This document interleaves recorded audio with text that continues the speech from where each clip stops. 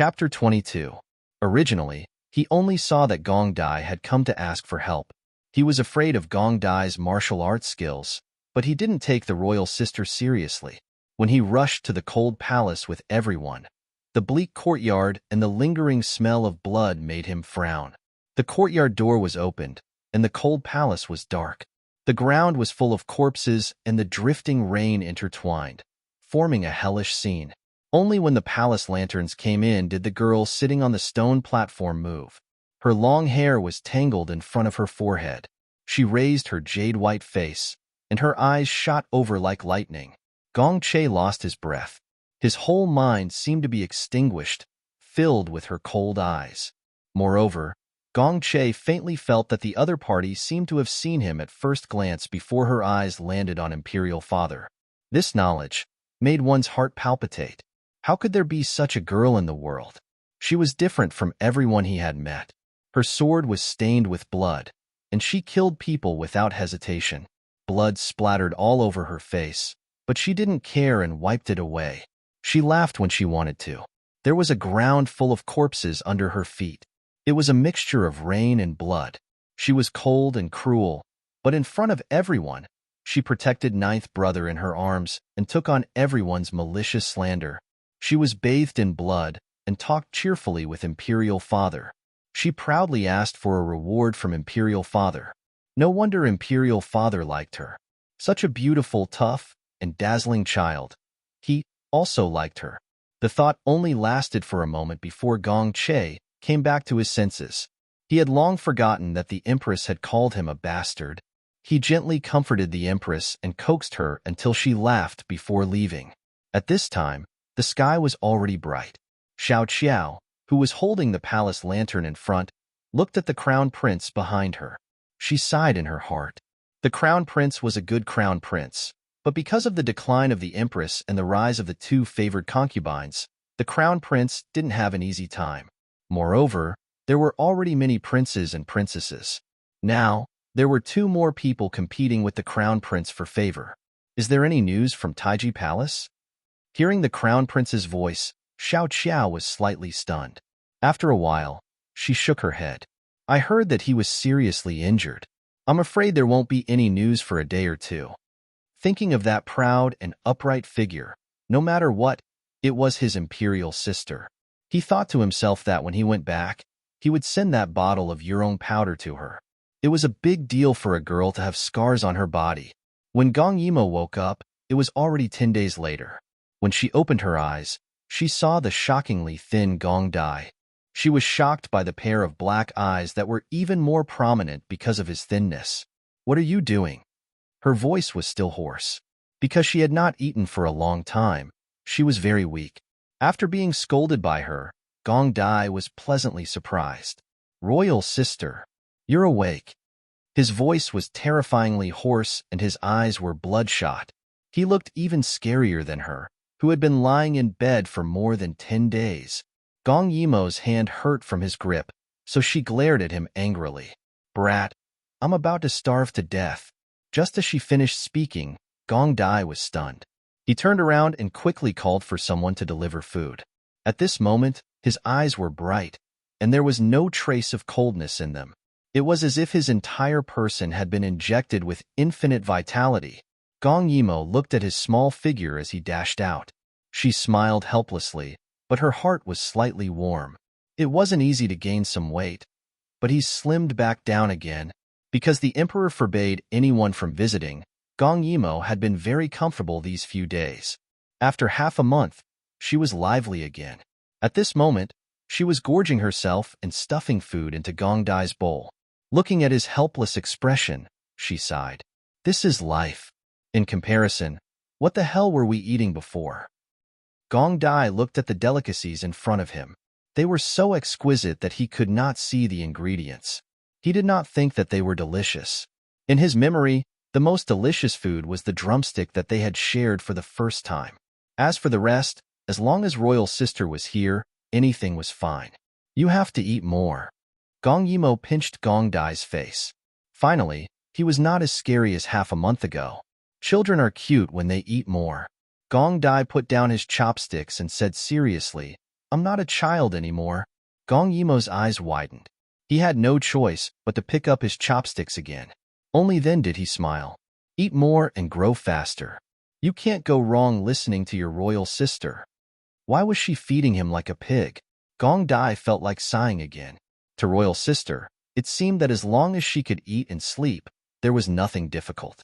However, looking at the lively smile in front of him, it was okay to eat until he was full. After they finished eating, Gong Dai went to class. Now that he had entered the Imperial College, he had to start from scratch because he had no foundation. Because Gong Dai had just been seriously injured, the other classes had to be delayed.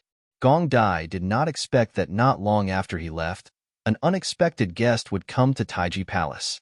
Gong Che had asked the emperor for permission to enter. He guessed that his imperial father wanted to protect Gong Yimo, but this kind of protection was the most enviable. Thinking of this, he shook his head and stepped inside. Gong Yimo had very complicated feelings towards Gong Che. In her previous life, she was willing to risk her life for this man, but he loved someone else. In this life, she was not Gong Yimo, who left the palace, but his imperial sister. The secret that they were not blood relatives was pitifully little known. Perhaps he would treat her as his imperial sister for the rest of his life. Although their circumstances were completely different, Gong Yimo did not know how to treat him. Speak ill of him? She did not need to rashly make enemies for herself. Gong Yimo could not figure out such a complicated problem, so she decided not to think about it. Regardless of what would happen between him and Su Miaolon in the future, she had already firmly held onto the thigh of the future Prince Regent. Holding onto the thigh of the future emperor was nothing. Thinking of this, Gong Yimo smiled sweetly at him.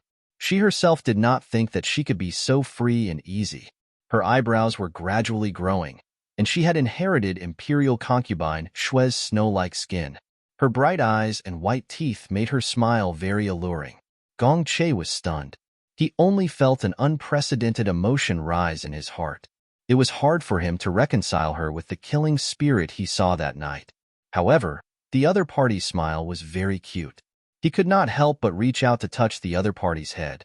The child's obedient appearance made his heart soften. Children who grew up in the cold palace were naturally strong, but she also knew how to be clever. She was really a child that made one's heart ache. Big brother Crown Prince, can I call you that? Being touched on the head did not matter at all. Gong Yimo blinked and asked with a fawning expression. Gong Che smiled. Of course you can. My name is Gong Che, Zi Hongyang. According to the ranking, I am your third imperial brother. Gong Yimo held her breath slightly. Her face turned red as she continued to act cute. That's great. I also have an older brother. Big brother Crown Prince is really good looking. You are the most beautiful person I have ever seen. Gong Yimo did not lie at all. Gong Che's face was very good, and there were no ugly concubines in the harem. Their children were all very beautiful. Among them, Gong Che and Gong Dai were outstanding. Chapter 23. Gong Che blushed at Gong Yimo's straightforward praise. He sighed slightly and pulled Gong Yimo to sit down in the room. After a moment, he said, "Girls should be reserved. You can't praise people so easily, especially men." Reserved? This word made Gong Yimo's expression unnatural for a moment. In her past life, she pursued Gong Che like a moth to a flame, and even drove away countless women to monopolize his harem. Many people scolded her behind her back for being unrestrained, but she didn't care. She was a person of the future, and if she liked someone, she liked them. She couldn't be slow or coy. Presumably, it was because she got it too easily that Gong Che didn't cherish her in her past life and liked the reserved and beautiful Su Miaolon instead. She reflected on her mistakes with a heavy face. Gong Che knew that he had misspoken. Gong Yimo grew up in the cold palace, and no one taught her manners. If he said that she wasn't reserved, wouldn't that mean that she had no manners? Looking at her suddenly dispirited little face, Gong Che actually felt distressed and hurriedly tried to remedy the situation. But it doesn't matter to me. Gong Yimo raised her head to look at him. Gong Che unconsciously revealed a very gentle smile, and his eyes were filled with warmth. You're my little sister. You can treat me well, but not outsiders. Gong Yimo knew that he was comforting her. He had always been such a gentle and meticulous person. This kind of person was most likely to attract inexperienced little girls. Gong Yimo nodded repeatedly. I'll remember. Gong Che was very pleased with her obedience, so he took out the jade face powder that he had prepared long ago and gave it to her. You've just recovered from your injury. This medicine is good for growing muscles and removing scars. Take it and use it. Gong Yimo touched the cold jade bottle in her hand. She didn't have the slightest intention of refusing and held it tightly. Her heart was slightly moved. She knew how precious this jade face powder was, and she also knew that it wasn't easy for Gong Che to be the crown prince. She didn't expect that he would give her such an important thing as soon as they met. Thinking of this, she grinned. Then I'll have to thank Crown Prince Gidge. The girl's straightforwardness made Gong Che's heart ache even more. He searched his body. It was a pity that he didn't bring anything other than medicine. Otherwise, he really wanted to give her something else. After gaining some benefits, Gong Yimo also increased her favorability towards Su Miaolon and began to chase her away. Thinking that Su Miaolon would only appear in a few years, she could take her time and wasn't in a hurry at all. Looking at Gong Che's back, Gong Yimo smiled sweetly while thinking. In the evening, as soon as Gong Dai came back, he asked about Gong Che. Gong Yimo was puzzled. This guy's information network was quite flexible. You mean Brother Crown Prince? Gong Yimo took out the medicine bottle with a smile. He's here to deliver the medicine to me. He's a nice guy. Gong Yimo's praise made Gong Dai very dissatisfied. In the past, Royal Sister would only praise him, let alone call others so intimately. Gong Dai stared coldly at the bottle of medicine. Royal Sister's injury has already been applied with the best medicine by Imperial Father. After the scab falls off, there won't be any scars at all. This was also the reason why the women in the Imperial harem were crazy with jealousy recently. Jade face powder could only be produced 3 bottles a year. Even if it wasn't used to treat injuries, it could make the skin glow if applied directly. However, the 2 bottles in the Emperor's hands were all used by Gong Yimo. This honor was unprecedented. Gong Yimo naturally knew.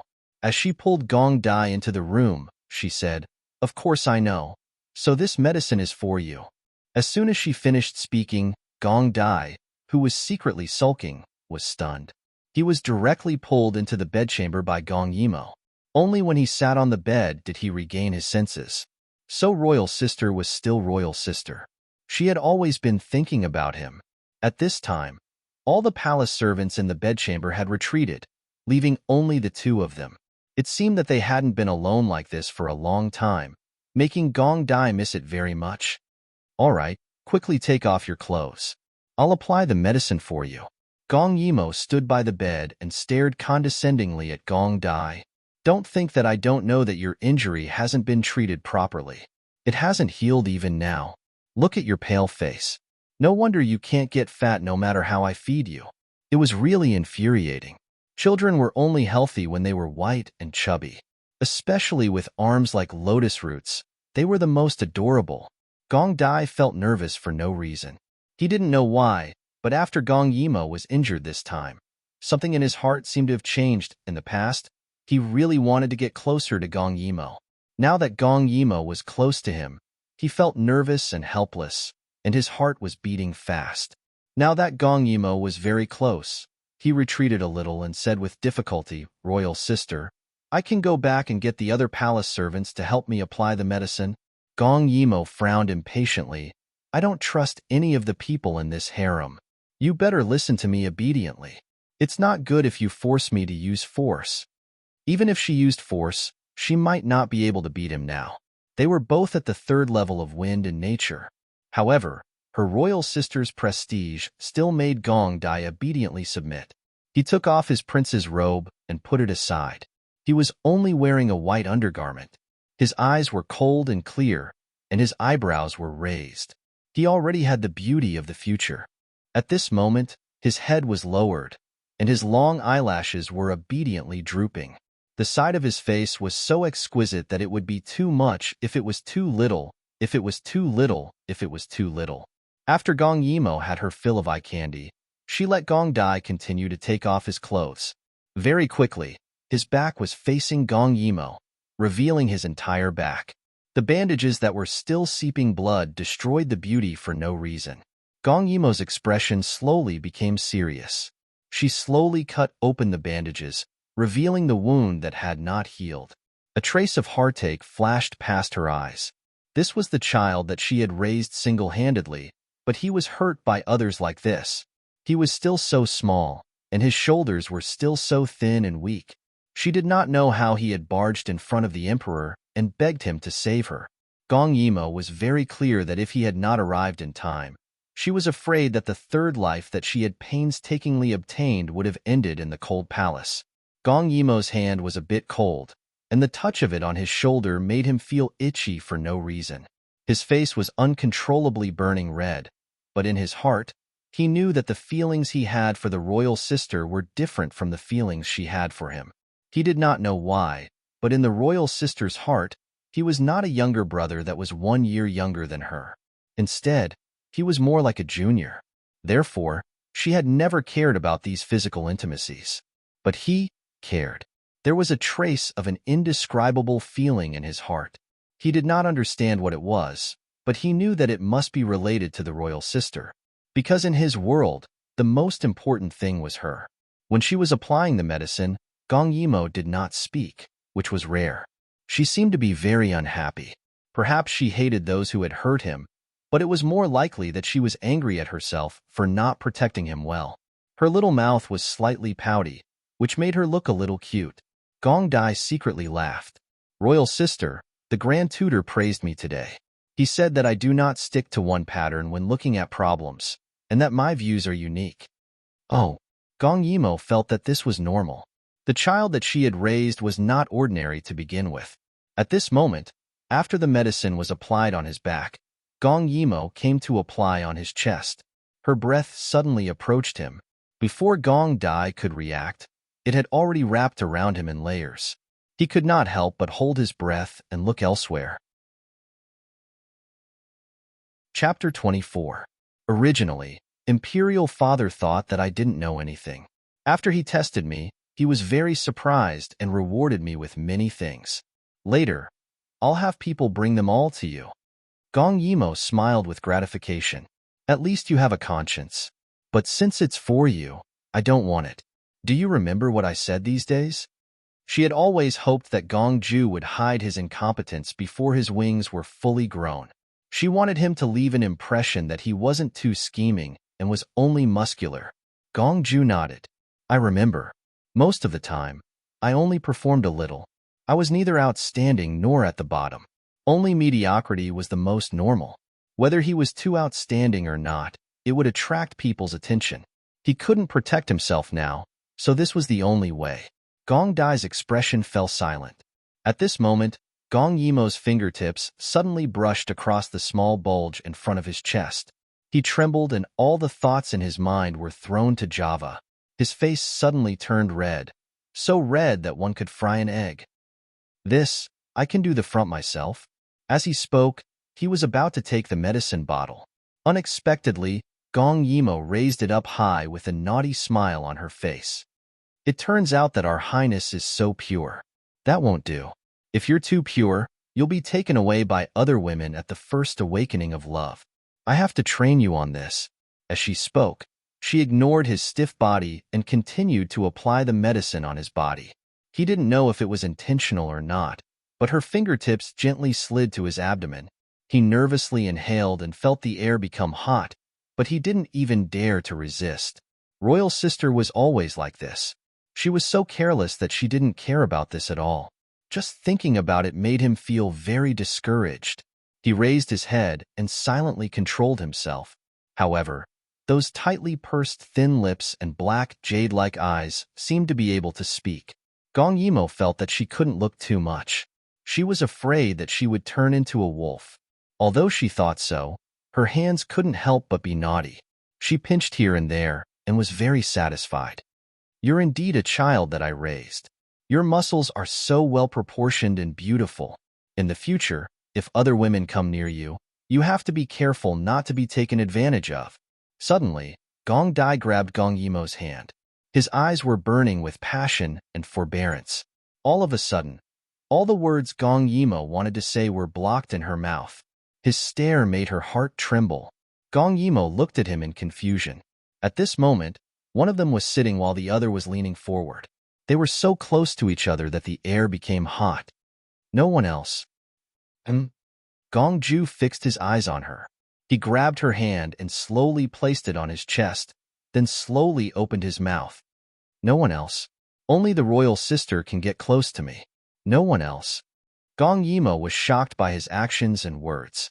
She quickly retracted her hand, but her face could not help but turn red. She looked away, but she could still feel his burning gaze on her, clear and serious. At this moment, she could no longer treat him as a child. Unknowingly, he had already grown up. When he was serious and focused, he was as convincing as an adult. Treating Gong Dai as an adult?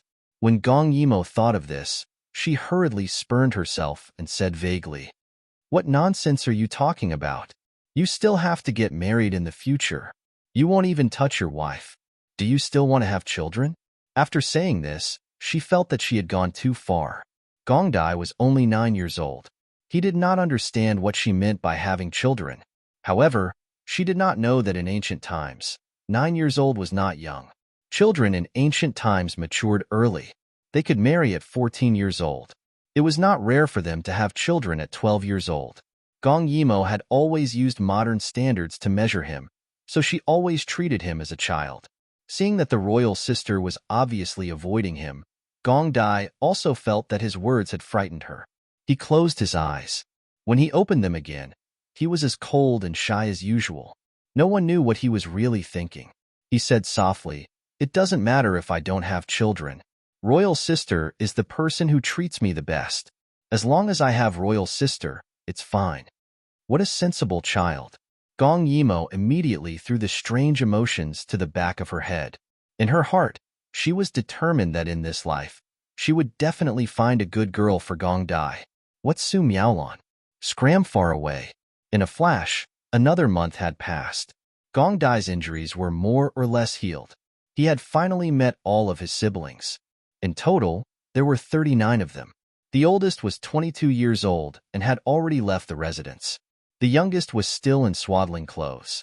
Because Gong Yimo was favored, the good things bestowed by the emperor flowed like water into Taiji Palace. They were also arrogantly moved to Taiha Palace by Gong Yimo. Even the emperor turned a blind eye to it, so no one dared to say anything. Therefore, Gong Dai was despised and envied, but no one feared him. As the person involved, Gong Dai naturally felt the envy of his siblings. Because the emperor had too many children, there were only a few who were favored. They were all at the age where they longed for a father's love. They didn't dare to do anything to Gong Yimo, who didn't go to school to slack off, but they dared to give Gong Dai a hard time. Gong Dai grew up in the cold palace, so his mind was not immature. He ignored all the gazes. The royal sister had given him the highest order. Before he grew up, she would protect him. Gong Dai was helpless. Sometimes he felt sullen, but more often than not, he felt warmth. He regarded the royal sister as his one and only, but wasn't the royal sister the same? On this day, after Gong Dai's class, he was stopped by a boy who was a year older than him. When he saw who the other party was, Gong Dai's little face tightened, secretly vigilant. The person who came was Lu Xianfei's son, Gong Qi. Seeing him, Gong Dai couldn't help but think of his mother's appearance when she passed away. At that time, his mother seemed to have been poisoned, and in a few days, her whole body withered. At that time, all the evidence pointed to Lu Xianfei, but after seeing Lu Xianfei, his mother's heart was like dead ashes, and she passed away that night. Before she died, his mother took his hand and lamented with tears in her eyes, "It's a pity that I can't see you grow up." At that time, Gong Dai was too young and didn't understand the thousands of words behind her sad eyes. He only remembered that his mother took his hand and said over and over again, "Mother's death, she deserved it. Don't take revenge, don't take revenge." When she said those words, she really didn't want him to take revenge. Until now, Gong Dai didn't understand why. Gong Qi looked down on Gong Dai. A child who didn't have a mother, in the palace, relied on a girl to survive, but he wouldn't admit it. How jealous was he? Gong Yimo's appearance occupied the emperor's entire line of sight. Even he, who was very favored at that time, hadn't seen his father for more than half a month now. So he was also jealous. Jealous that Gong Yimo was favored, and even more jealous that Gong Yimo treated Gong Dai wholeheartedly. What was so great about him? What's the matter? Gong Dai's voice was faint, and his eyebrows were slightly knitted. Nothing. I just wanted to see what a prince who relied on a woman to survive looks like. Now that I see it, it's really more beautiful than the palace maids by my side. Chapter 25. The little Gong Dai is indeed stunningly beautiful, but the other party used his face to humiliate him, mocking him for not being a man. Gong Dai looked at him coldly. He had been humiliated far worse than this, who knows how many times. He really had no interest in bickering with Gong Qi. If there's nothing else, I'll take my leave first.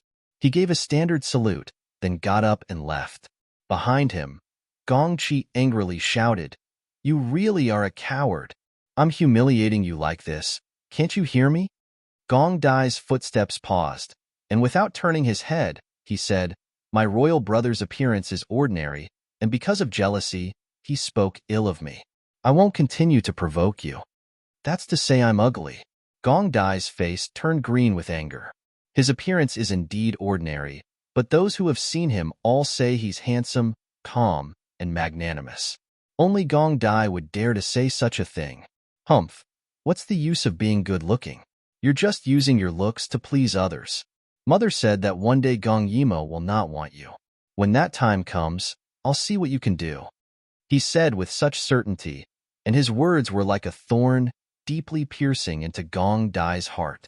Everything else didn't matter, but when it came to Gong Yimo, he couldn't ignore it. Lucian Fei wouldn't say such things for no reason. So what did she mean by that? Gong Ju abruptly turned his head, and his cold eyes stared at Gong Qi.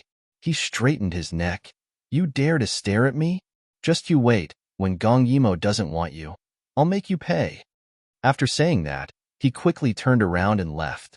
It's not that he didn't dare to touch Gong Dai, but that his mother didn't allow him to. Previously, his 14th brother relied on his young age and arrogantly asked Gong Dai to be his horse. Gong Dai ignored him and left, but when Gong Yimo heard about this, she ordered someone to beat him. When the emperor found out, not only did he not blame her, he even said that his 14th brother was impolite and punished him to copy the palace rules 10 times. From this, one could see how much he doted on her. However, he was still angry, so he blurted out the words that his mother had inadvertently said. Afterwards, he regretted it a bit. Gong Dai was even more distracted. Why was Lucian Fei so sure that the royal sister wouldn't want him? He did not care if others said that he was incompetent, nor did he care if others tried to sow discord between them. He only cared about the royal sister. Even during the coronation ceremony, he felt that it was a blessing for his name to appear alongside the royal sisters. Unable to figure it out, Gong Dai's face darkened. He decided to ask him personally. Lucian Fei was indeed a favored concubine. Her fragrance palace was the place with the most plants in the entire imperial palace. The fragrance of flowers permeated the air all year round.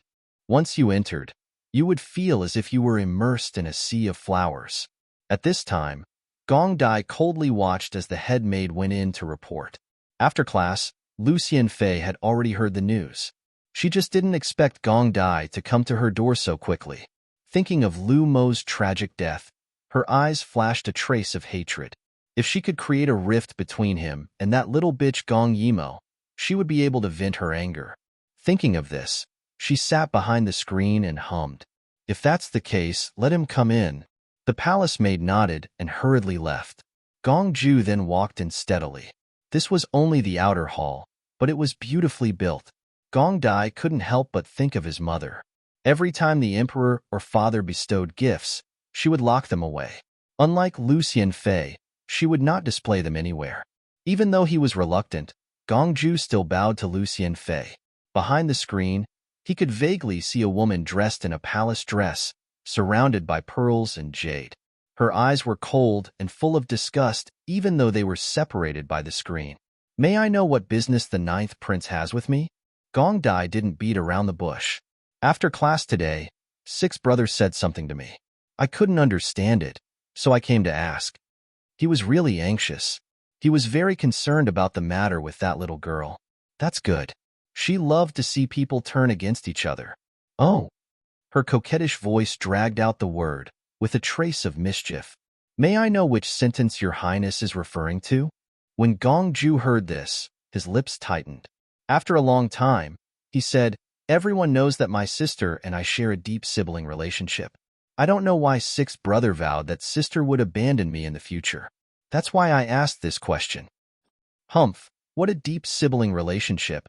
The woman behind the screen changed her posture and suddenly asked after a while, I wonder if your highness still remembers your birth mother? Of course I remember. He narrowed his eyes and looked at the screen. He felt that mentioning his mother at this time wasn't a good thing. Then, Lu Xianfei threw a coquettish wink and smiled even more enchanting. Then do you know, why did your mother die? Gong Dai didn't speak. He naturally knew that all the evidence pointed to this woman in front of him. While he was silent, the woman giggled. You must think it was me, right? Gong Dai's face changed. He said lightly, I don't think so. Unexpectedly, the woman behind the screen laughed. Is that so? But this consort will tell you now.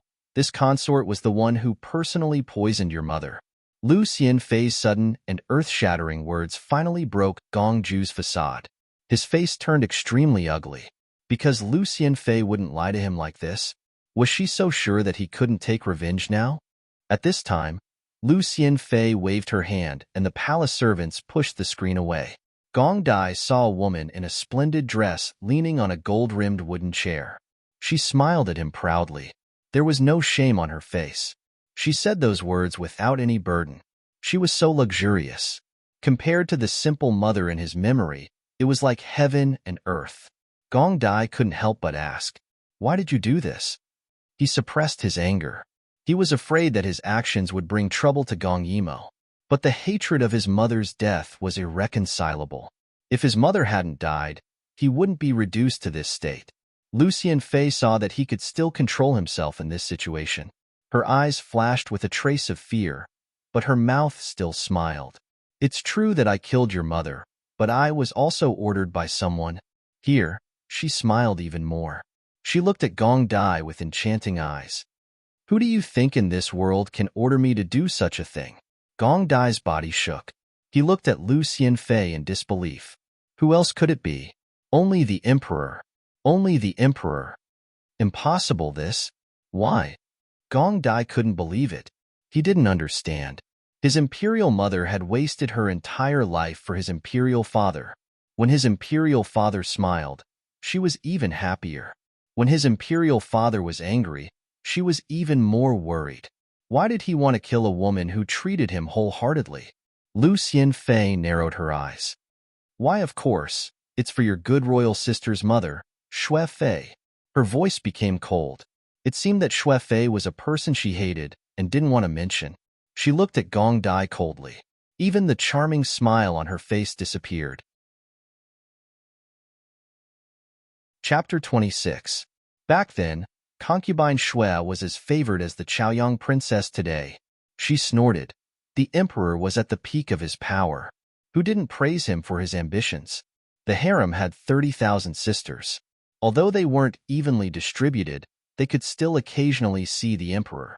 But since concubine Xue appeared, everything changed. The emperor's vision gradually became monotonous. Even if he went to see other women, it was just a formality. That year, when she first entered the palace, seeing concubine Xue, she was also crazy with jealousy. Thinking of this, she smiled faintly. Concubine Xue was unparalleled in her favor. Many women in the harem were jealous of her. Many tried to assassinate her, but they all failed. Because the emperor was too careful, they didn't have a chance. But only your mother. Lu Xianfei looked away. The shadow of that person gradually appeared in her eyes. Li Qinghua, how long has it been since she thought of him? She was always dressed in light-colored clothes. Her smile was gentle and demure, and she had a scholarly aura around her. Your mother was also favored, but because of concubine Xue, she gradually became quiet. Then, I don't know how, but she became friends with concubine Shui. The emperor saw that concubine Shui rarely had a sister to talk to, so he didn't stop them. Instead, he took care of your mother. But not long after, concubine Shui died of a terrible disease. At that time, the emperor was so sad that he didn't want to live anymore. He ordered a thorough investigation and finally found your mother. Concubine Shui wanted to entrust her daughter to your mother before she died, but your mother killed her. Is what you said true? Gong Dai spoke quickly. His eyes shot over like lightning, capturing Lu Xianfei's attention. His imperial mother was gentle and elegant. She was definitely not the scheming and murderous person that she had described. Lu Xianfei was shocked by his eyes, but then she snorted. Of course it's true. Your imperial mother loves books. Every time, she would bring some books for imperial concubine Shui to read. She would also dye the inside of the books with colorless and odorless poison. She really is a talented woman who has read a lot of books. Her methods are really brilliant. Once the poison is dried to a certain extent, it will lose its toxicity. If it weren't for the emperor's timely blockade and thorough investigation, no one would know that it was her who did it in a day or two. So imperial father used Lu Xianfei to kill imperial mother? So when he was framed, imperial father arbitrarily decided to convict him and banished him to the cold palace? No, that can't be. Imperial father doesn't need to borrow someone else's hand to kill people. This is illogical. His mother wasn't such a person, and he wasn't the son of royal sister's mother's murderer. Lu Xianfei did hide a part of it. That's right, at the time, the emperor didn't even find out who did it. She had a female official who was familiar with medicine at her side. She was a trusted aide that her father had sent to her. By chance, her female official had smelled the fragrance of a poisonous flower on Li Shufei's body. Combined with Shui Fei's sudden death not long after, it aroused her suspicion. She pretended to be on good terms with Li Xianfei and ordered her confidant to search for evidence. Only then did she discover the pages stained with poison. That very night, she reported it to the emperor. The emperor was furious, so she volunteered to give her a taste of her own medicine. Her female official also knew how to make the poison. She was willing to poison the murderer for imperial concubine Shui. The emperor gladly agreed, and after the deed was done, he gave her the title of Xianfei. Even when she schemed against Gong Dai and wanted to eliminate the root of the problem, the emperor turned a blind eye to it. But she couldn't tell Gong Dai about this. It's up to you whether to believe it or not. Before Li Shufei died, she asked this consort. This consort said that this was His Majesty's will. She immediately returned in a daze and died that night. This consort can swear to the heavens that everything I said is true. Gong Dai looked at her, his eyes cold, but his heart was filled with sorrow. He couldn't help but think of the last few words his mother said before she died. 2 sentences, don't take revenge. 1 sentence, because she felt guilty, she wanted to pay with her life. Another sentence, because even in death, she still loved that man deeply, so she was willing to die. It's a pity that I can't see you grow up. Gong Dai felt like his whole body was wrapped in a giant cocoon, so suffocating that it almost drove him crazy. His mother killed imperial concubine Shui, and then died because of her. But because of her, royal sister was banished to the cold palace at the age of 3 and was bedridden for 4 years. If royal sister knew that he was the child of her mother's enemy, she would hate him. On the way back, Gong Dai seemed to have lost his soul. For the first time in his life, he was muddle-headed and didn't know what to do. Lu Xianfei's voice kept echoing in his ears. Chaoyang Princess values you because you were the one she depended on in the cold palace for 3 years. But if she knew that your mother was the one who caused her to be banished to the cold palace, I don't know how she would feel. Lu Xianfei laughed so happily. Sibling love? Your Highness better hope that she never finds out. Once she turns against you, your Highness won't be her opponent. Royal sister would hate him? For the first time, Gong Dai stopped outside the Taiji Palace, looking at the brightly lit place, vaguely able to hear her laughter. She was so dazzling. Just by her side, one could feel endless joy. Even the palace servants around her had smiles on their faces as they walked in and out. In this palace, she was so different from the rest. Gong Dai stood for a while, then turned and walked towards his own Taiha Palace. There was some distance between the Taiha Palace and the Taiha Palace, but every time, Gong Dai felt like it would only take a quarter of an hour. Because he could see the royal sister, this distance was nothing. But this time, when he walked on the road to the Taiha Palace, he felt that the road was so long, so dark, and so dark. The flames on both sides seemed to be able to eat people, but they couldn't disperse the thick darkness of the night. A few days later, Gong Yimo finally felt that something was wrong. She had never been a person who would restrict people's freedom, so when Gong Dai didn't appear for a day or two, she just thought that he had grown up and needed his own private space. But after not appearing for 5 days, Gong Yimo faintly felt that something was wrong. Just as she was about to go find him, a palace servant hurriedly ran over. Bad news, princess. His Highness the 9th Prince injured His Highness the 14th Prince at the Imperial College. His Majesty is questioning him. When Gong Yimo heard this, how could she still sit still? She quickly got up and used her Qinggong to rush to the Imperial College. The Imperial College was a bit far from the Taiji Palace. When Gong Yimo arrived, everyone was kneeling on the ground, and the Emperor's angry voice rang out in the hall. Countless palace servants were silent out of fear. When Gong Yimo arrived, something was suddenly thrown at her. Gong Yimo subconsciously dodged and didn't even look to see what it was. The Emperor's angry roar could be heard. Look at how you're protecting your good brother. Not only did you dare to go against me, you even heavily injured your own brother. What do you have to say? At this time, Gong Dai's body was completely red as he stood in front of the Emperor. When he heard the Emperor's words, he opened his bloodshot eyes and retorted with a hoarse voice. This matter has nothing to do with royal sister. Chapter 27. Shut up. Gong Yimo suddenly frowned and interrupted him. She didn't even look at Gong Dai and went straight to the furious Emperor. At this time, the Emperor's face was very ugly. She was secretly vigilant and patted his chest with her small hand. Her face was also panting with anger. Imperial Father, calm down.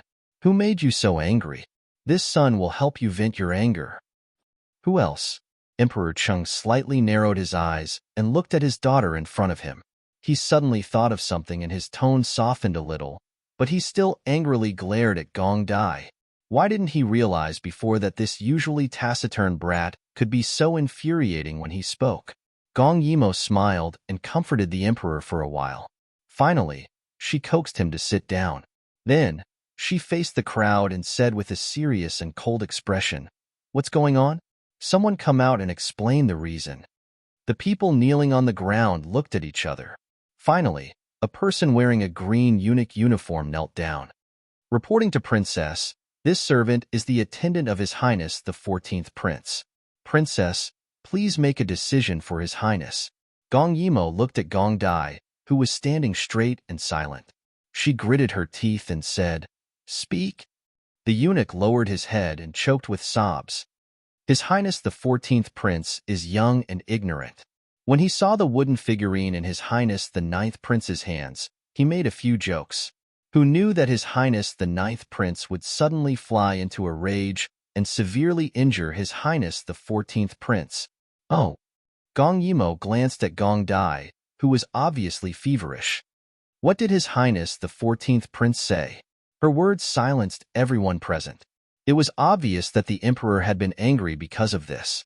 The eunuch in green trembled slightly and whispered, "His Highness the 9th Prince carved a wooden figurine, and the face is very similar to Princess."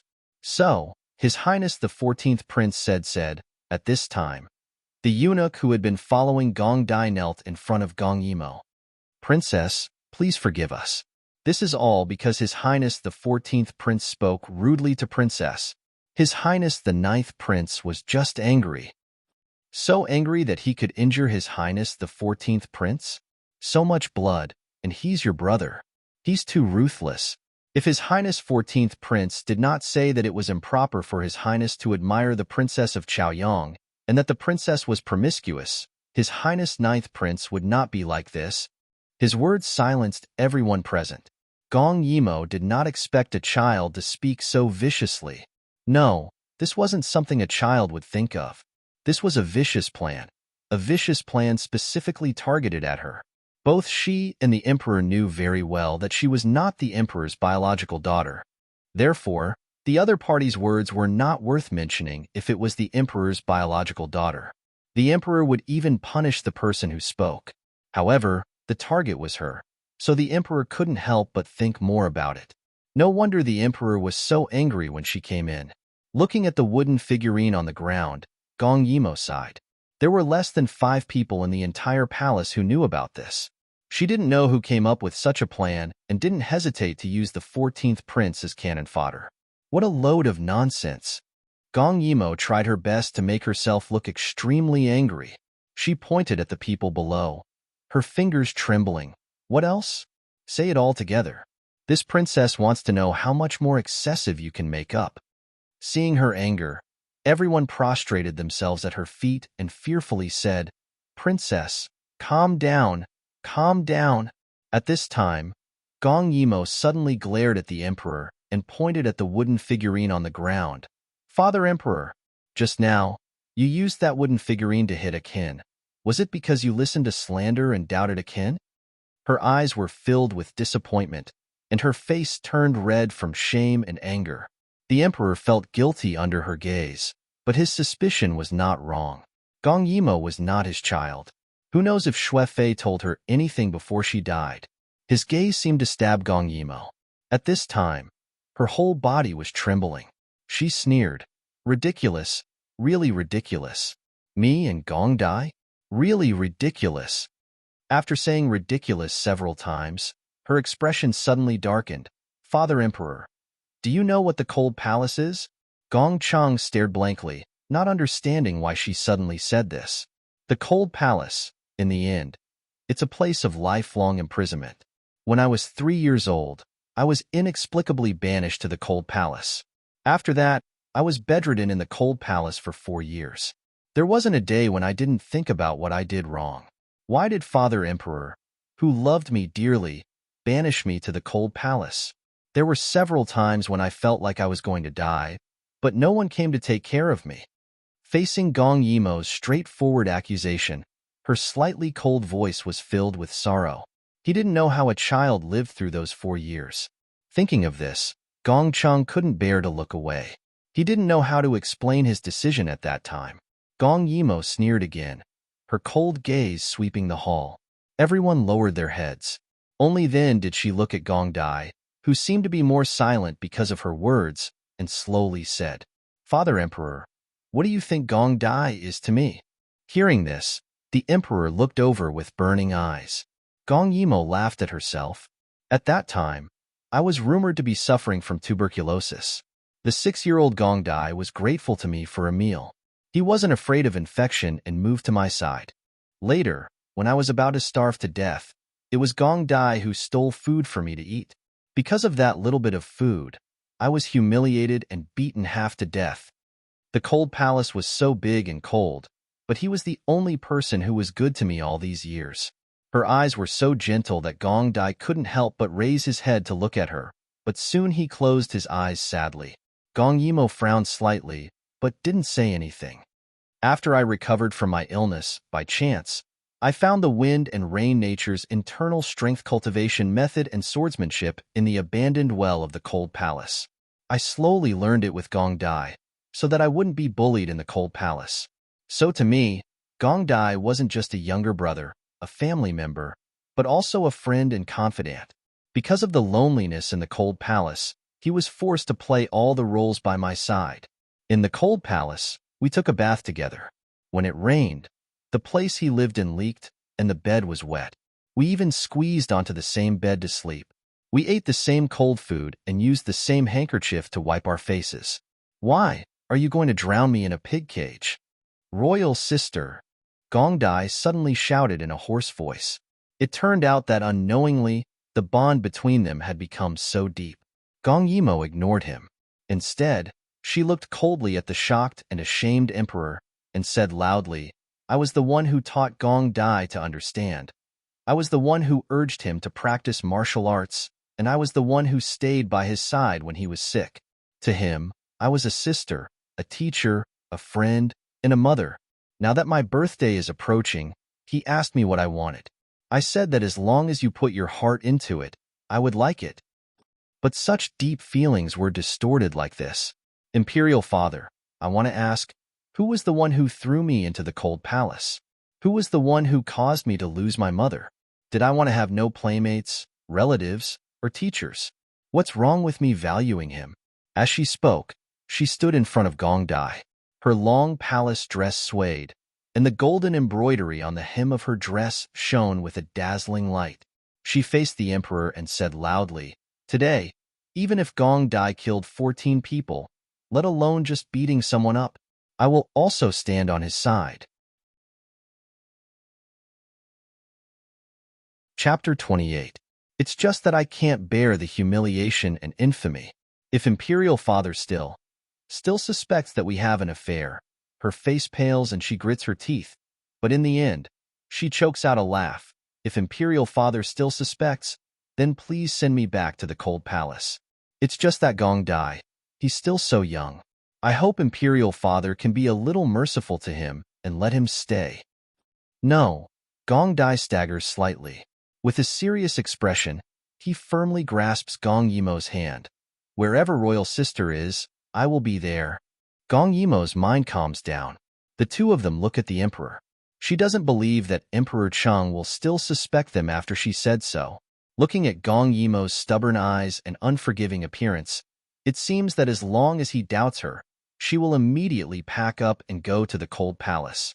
Emperor Cheng can't help but hold his forehead with a guilty conscience. When did Jin say that I was suspicious? He looks at Gong Dai and bluffs. Jean is just angry that he injured my younger brother and still doesn't admit his mistake. That's all. Gong Dai looks at him coldly. I'm not wrong. Emperor Chen glares and is about to flare up, but Gong Yimo kneels down. Since that's the case, it's all because of me. I didn't teach my younger brother well. If Imperial Father wants to punish him, just punish me. Emperor Cheng looks at the eyebrows and eyes that are very similar to Imperial concubine Shue's. Saying such words decisively and coldly, his heart suddenly hurts. If Imperial concubine Shue was half as firm as her daughter, it wouldn't be like this. Thinking like this, Emperor Cheng suddenly gets up and glares at Gong Yimo. Since that's the case, Jean will punish you to kneel in front of the Imperial College for 3 hours. Go quickly. Gong Yimo breathes a sigh of relief in her heart, but her face is still unconvinced. She sneered. Akin obeys the decree. Seeing her like this, Emperor Cheng sulks for no reason and hurriedly leaves. After the Emperor leaves, Gong Yimo also stands up and walks towards the Imperial College's gate. The others are still kneeling on the ground, not daring to get up. Gong Dai is firmly pulled by Gong Yimo, his face flushed. Royal Sister. Humph. Gong Yimo was infuriated for no reason. Before coming here, she had repeatedly reminded them to endure and not be in the limelight.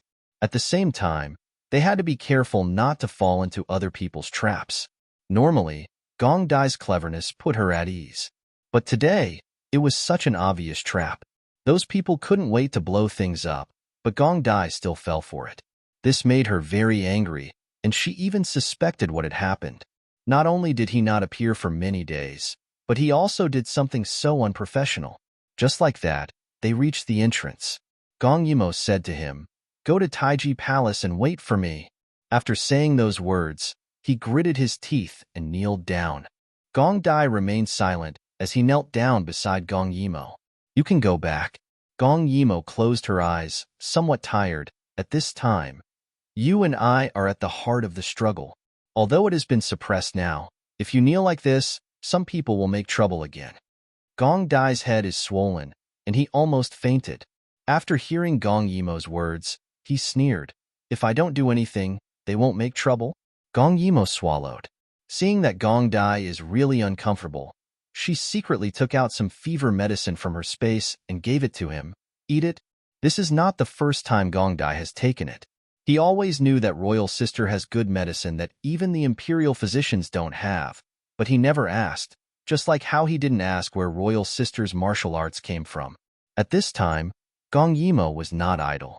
She beckoned the little eunuch beside Gong Dai and asked coldly, "What's the matter with His Royal Highness?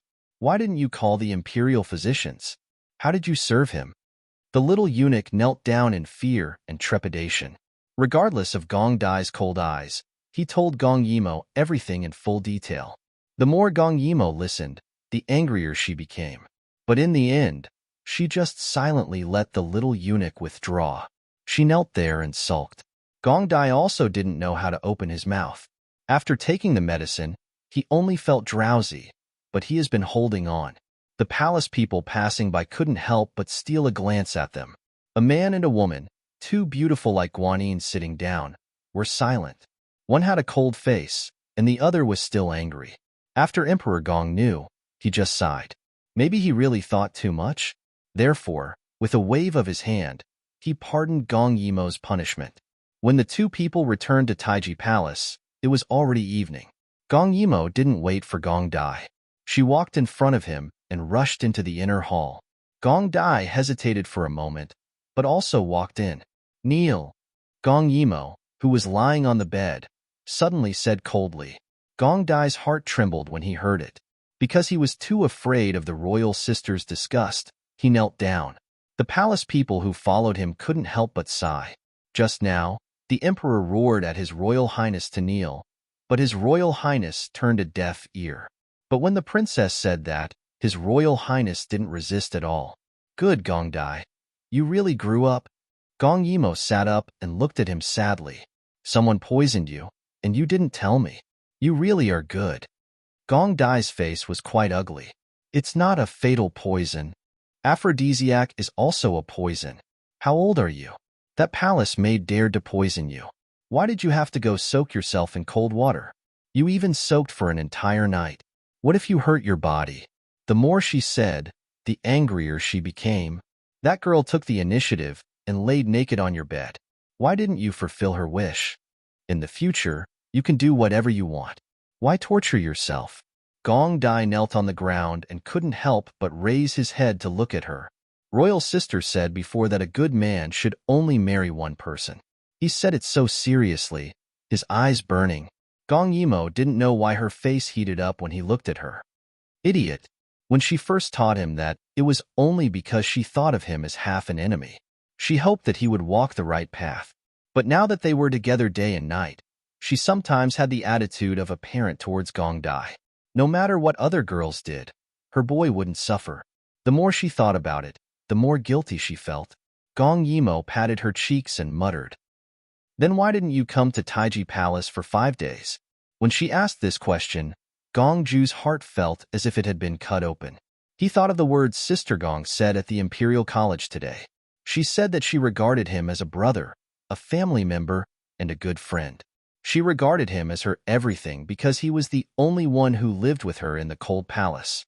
But if his mother didn't kill Xue Fei, Sister Gong would have countless confidants, siblings, teachers, and relatives. If she knew that she lost everything because of his mother, how sad would she be? The more he stayed silent, the more Gong Yimo felt that something was wrong.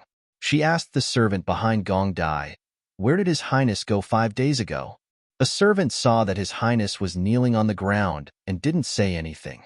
He stepped forward and said, "His Highness finished class 5 days ago and went to Lucien Fei's Hanxiang Palace." When she heard this name, Gong Yimo's heart jumped.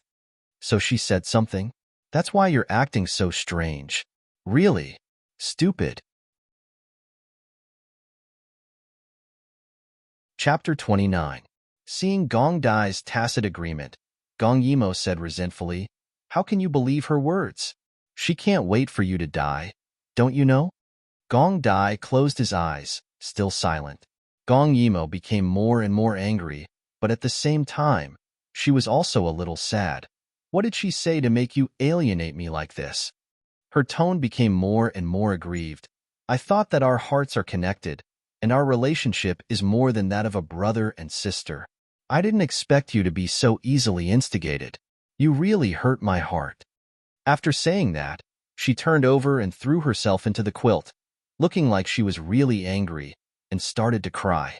Gong Dai panicked. He thought that maybe the royal sister would let it go for the sake of their many years of friendship. On the one hand, He was afraid that the royal sister would be angry, but in the end, he still wanted to believe the royal sister. After all, they had been together for so many years. So he sighed, "Royal sister, don't cry, I'll talk." As soon as he said that, Gong Yimo immediately sat up, and there was no trace of crying on her face. Gong Dai sighed slightly, and his heart relaxed a little. After everyone left, he told Lu Xianfei's words. After he finished, he didn't feel relieved, but instead felt more and more heavy, and this heavy feeling became more and more unbearable because of Gong Yimo's silence. "So, I thought that Lu Xianfei told you that my mother was killed by your mother, and that your mother died because of my mother, so you were worried that I would mind, and deliberately avoided me these days." Gong Dai felt the anger in the royal sister's tone, but he didn't speak. "Exiner." After a moment of silence, Gong Yimo suddenly shouted, and Exiner quickly came in, looking at Gong Dai with pity, and whispered, "Princess, what orders do you have?" "Go and bring me my sword." Exiner was shocked and quickly kneeled on the ground. "Princess, you can't. If you have something to say, say it, say it, say it. If I tell you to go, then go. Hurry up." Gong Yimo's sudden raised voice startled Exiner. She looked worriedly at Gong Dai, who was equally shocked. She lowered her head and quickly took the sword. She weighed the sword in her hand and walked a few steps towards Gong Dai with her sword raised. She shouted angrily, "Raise your head." Gong Dai pursed his lips and raised his head slightly. His eyes were filled with unconcealable hurt. Was the royal sister going to kill him because of this? At the thought of this, Gong Dai's heart turned to ashes. He did not even have the will to resist. Even though he was stronger than Gong Yimo in terms of martial arts, he did not even have the strength to lift his hand. Gong Yimo raised her sword. Seeing him so dispirited, how could she not know what he was thinking? She became even angrier. This brat actually distrusted her so much. "Come, show the palm of your hand. Quick, raise it higher." Gong Dai was originally waiting for her to chop down, but when he heard her words, he raised his head in astonishment. His hand unconsciously raised. Gong Yimo hurriedly raised her sword and slapped it down horizontally. Pa! It sounded very loud, but it was not very painful. However, Gong Dai seemed to have been hit silly and did not regain his senses for a long time. Seeing him in a daze, Gong Yimo slapped his palm again. This time, it was rather heavy. His palm turned red. Before Gong Dai could say anything, Gong Yimo started to cry. "Royal sister, you." Gong Dai panicked and hurriedly got up to coax her. However, he was slapped away by Gong Yimo. She pointed at him and cried, "Go away, you bastard. We have depended on each other for so long. Don't you know what kind of person I am? You actually distanced yourself from me because of this. I'll beat you to death, you bastard." As she spoke, she raised her sword and slapped Gong Dai's body a few more times. However, it was as if she was patting dust. She could not bring herself to hit him too hard. Gong Dai's heart was in a mess, but he still managed to catch the main point at lightning speed. "Royal sister, don't you mind?" "Mind what? Your mother killed my mother? How old was I when my mother died? For so many years, the one who depended on each other was you, not her. Are you stupid?" She angrily used her finger to poke Gong Dai's chest. Gong Dai kept retreating, still in a daze.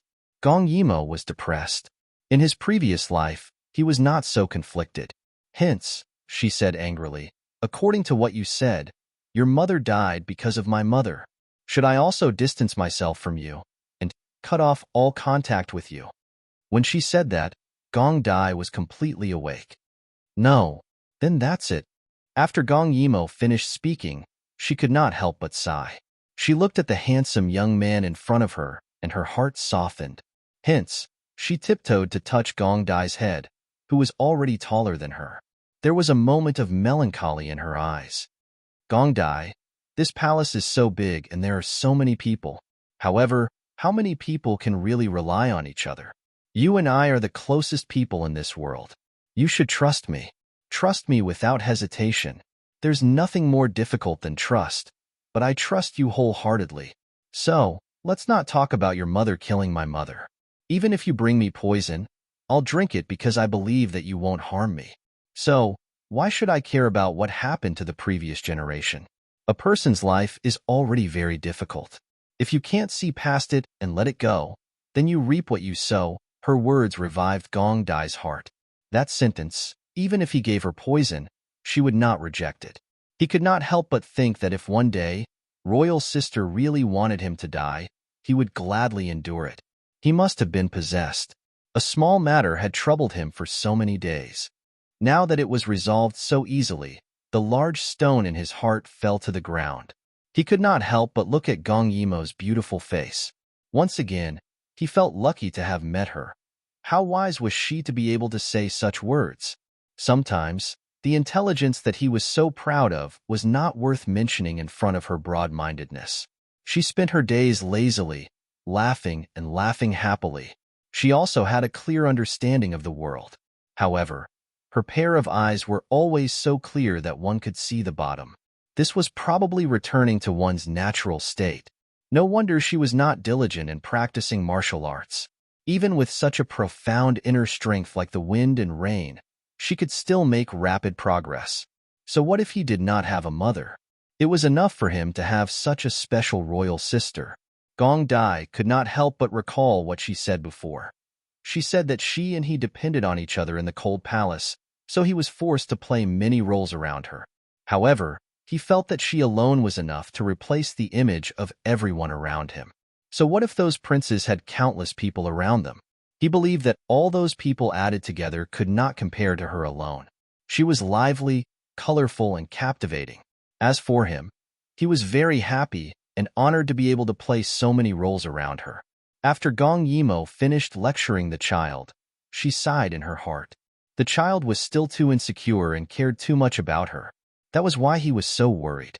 Was her tone just now too harsh? Therefore, she tried to change the topic. Oh right, what's up with that wooden figurine? Speaking of this, she frowned slightly. Although she was not as sensitive as the ancient people, she was still worried. She was worried that Gong Dai would misunderstand her feelings for him because of their personal relationship. Chapter 30. As for him liking her, Gong Yimo had never thought of this possibility.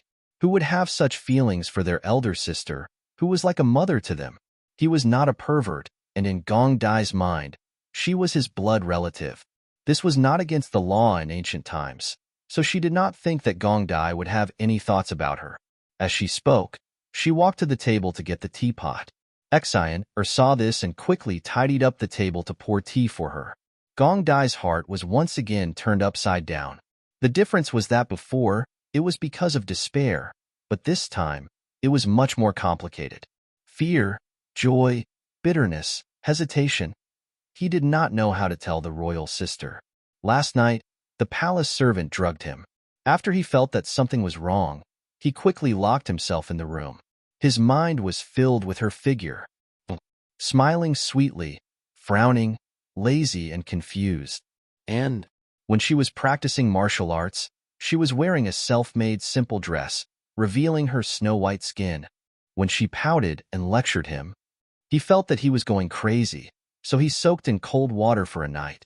But he did not expect that the next day, he was still impatient and had a fever.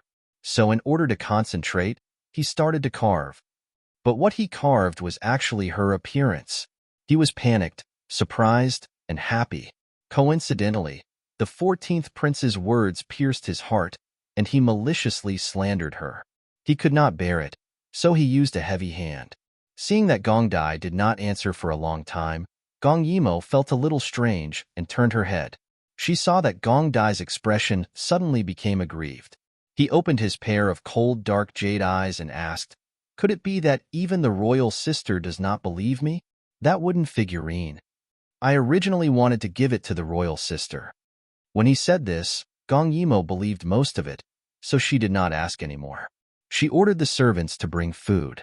After a day of torment, she was tired and hungry, and her mind could not work. Gong Ju endured the disappointment in his heart and secretly breathed a sigh of relief. He could not say it. If he said it, not only would Imperial Father not tolerate her, the world would also use the most malicious attitude to hurt her. This era was harsh on women, unless he had the power to suppress all public opinion. Unless he became stronger. This thought had never been so strong. It was so intense that his entire body was trembling. Gong Yimo. Gong Yimo. Time was like a butcher's knife. 2 years had passed in the blink of an eye. Now, Gong Dai was 11 and Gong Yimo was 12. If there was one thing that people talked about the most in the past few years, it would be how the Chaoyang princess was favored. For some reason, the emperor suddenly doted on this princess from the cold palace. Even the crown prince paled in comparison. She liked to eat cold drinks, so ice cubes were prepared in the small kitchen of Taiji Palace all year round. She was not used to using a closed tub, so the palace built a sewer according to the blueprint she gave them. They also spent a lot of manpower to build a water tower and filter net in the palace. From then on, every palace had running water, which saved a lot of effort for the servants. There were countless things like this. Unknowingly, she also did a lot of good things. The sewer pipe was already in use in the capital. In order to be clean, the princess also came up with something like cotton paper, which was used exclusively in the toilet. She also improved the technique of making paper, which greatly facilitated the daily lives of students, not to mention things like movable type printing and hard pens. That little head seemed to have endless wonderful ideas. It was no wonder that the emperor doted on her so much. Even the common people were grateful to her. Zhaoyang Palace Hall. Gong Chung sat high on the dragon throne, listening to the ministers discuss matters with his body tilted. This was a place similar to a study, so everyone was not as strict as in the main hall. He sat down, not the crown prince or an important minister, but a princess. At this time, she was also sitting on a soft chair. Her movements were similar to Gong Cheng's. How could a woman be present when a country was discussing politics? Many old ministers were dissatisfied, but some young ministers had already accepted this fact. They even felt that the emperor had restrained himself by not directly bringing the princess to court. At this time, they were discussing matters that couldn't be solved in court in Zhaoyang Palace. It was considered working overtime. Gong Yimo yawned listlessly, causing a group of old ministers to glare at her. Now they were discussing the annual drought in Shizhou and had no good ideas. Shizhou was a basin. Because there was no water source, the people there were very nervous about water, not to mention planting. Sometimes, the weather was not good, and even the most drought-resistant plants could not be harvested. Therefore, they needed the emperor's help 2 out of 3 years. It was an old problem. Everyone talked for a long time, but there was no good idea. Someone turned his eyes and glanced at Gong Dai. The land in Shizhou is barren, and the people suffer from wind and sand all year round. It is very difficult. Now that it is peaceful and prosperous, Jinshi of Gojoseon probably doesn't need so many soldiers. If half of the 100,000 soldiers and horses were taken back, the pressure on the court would be much less. Gong Dai heard this, squinted at him, and smiled coldly. At 11 years old, he was half a head taller than Gong Yimo. His eyes were cold and handsome, and his temperament was elegant. He had already grown into a fine young master. However, in the past 2 years, he listened to Gong Yimo's words and hid his strength. He gave people the impression that he was not good at anything except martial arts. He had mentioned the drought in Shizhou to the royal sister before. Ever since he met his cousin at the Empress Dowager's birthday, he had a close relationship with Jinshi of Gojoseon. Because of the geological problems in Shizhou, someone would use this as an excuse to take away his grandfather's military power. He had been worried about this before, but the royal sister's eyes lit up when she heard this. She said that it was an opportunity. Thinking of this, Gong Dai couldn't help but look at the sleepy girl. His eyes suddenly became gentle. The old minister's words were reasonable. They had to provide relief every year, and there was no war to be fought. It would be easier to have fewer people, so a few people agreed. However, this was only a temporary solution. Gong Che frowned slightly. He felt that this method had hidden dangers and was not feasible. At this time, the left prime minister stepped forward and said, "Your Majesty, I think that Minister Pu's words are reasonable. Jinshi of Gojoseon has guarded Shizhou for many years, but he was helpless in the face of the drought. He must be old and can no longer bear this responsibility. It's time for him to retire to the capital." In his words, he pushed this problem that no one could solve to Jinshi of Gojoseon's incompetence. Asking him to retire to the capital was a nice way to put it. In Shizhou, Jinshi of Gojoseon deserved his reputation. If he really came to the capital, without military power, Jinshi of Gojoseon would be just an idle old man. At that time, not to mention protecting the family, it would be a good thing if he didn't suffer. The emperor knew this and didn't want to change people for the time being. However, he couldn't solve this problem, so he looked down at Gong Yimo. "My son, what do you think of this matter?" Seeing that the emperor asked the princess for her opinion on political affairs, many officials were unhappy. However, they had already punished the princess several times before, so now they just kept it in their hearts and didn't dare to say it out loud. Gong Yimo was about to fall asleep. When she heard the emperor's summons, she opened her eyes blankly and asked what was the matter. Chapter 31. But Gong Chung was very patient. He first explained the geography of Shizhou, then said, "The minister of the left believes that Jinshi of Gojoseon has been guarding the border for many years, but he is helpless in the face of the drought. He wants me to replace Jinshi of Gojoseon. Some people also say that Shizhou has too many soldiers and horses and is useless. They want me to withdraw half of them." He bent over, as if he was whispering to Gong Yimo, but his voice was so loud that the entire palace could hear him. Many ministers' faces stiffened, and they were very embarrassed. After hearing the whole story, Gong Yimo blinked and tilted her head. At this time, she only had a tassel palace flower on her head. With this tilted head, the light green tassels drooped to one side, making her face look even fairer. Jinshi of Gojoseon is useless? 100,000 soldiers and horses are too many? He is helpless in the face of the drought every year? The more she spoke, the more she looked at everyone with contempt. She muttered, "This son thinks that the person who said this should be replaced.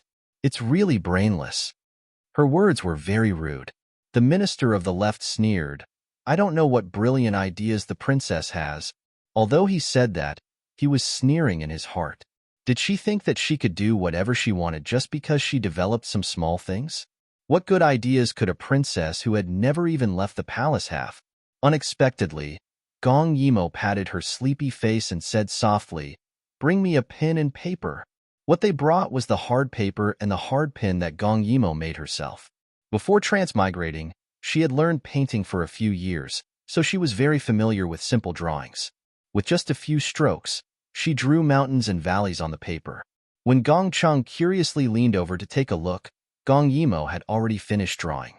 Holding the sketch, she leaned over to the emperor and said, "Look, father.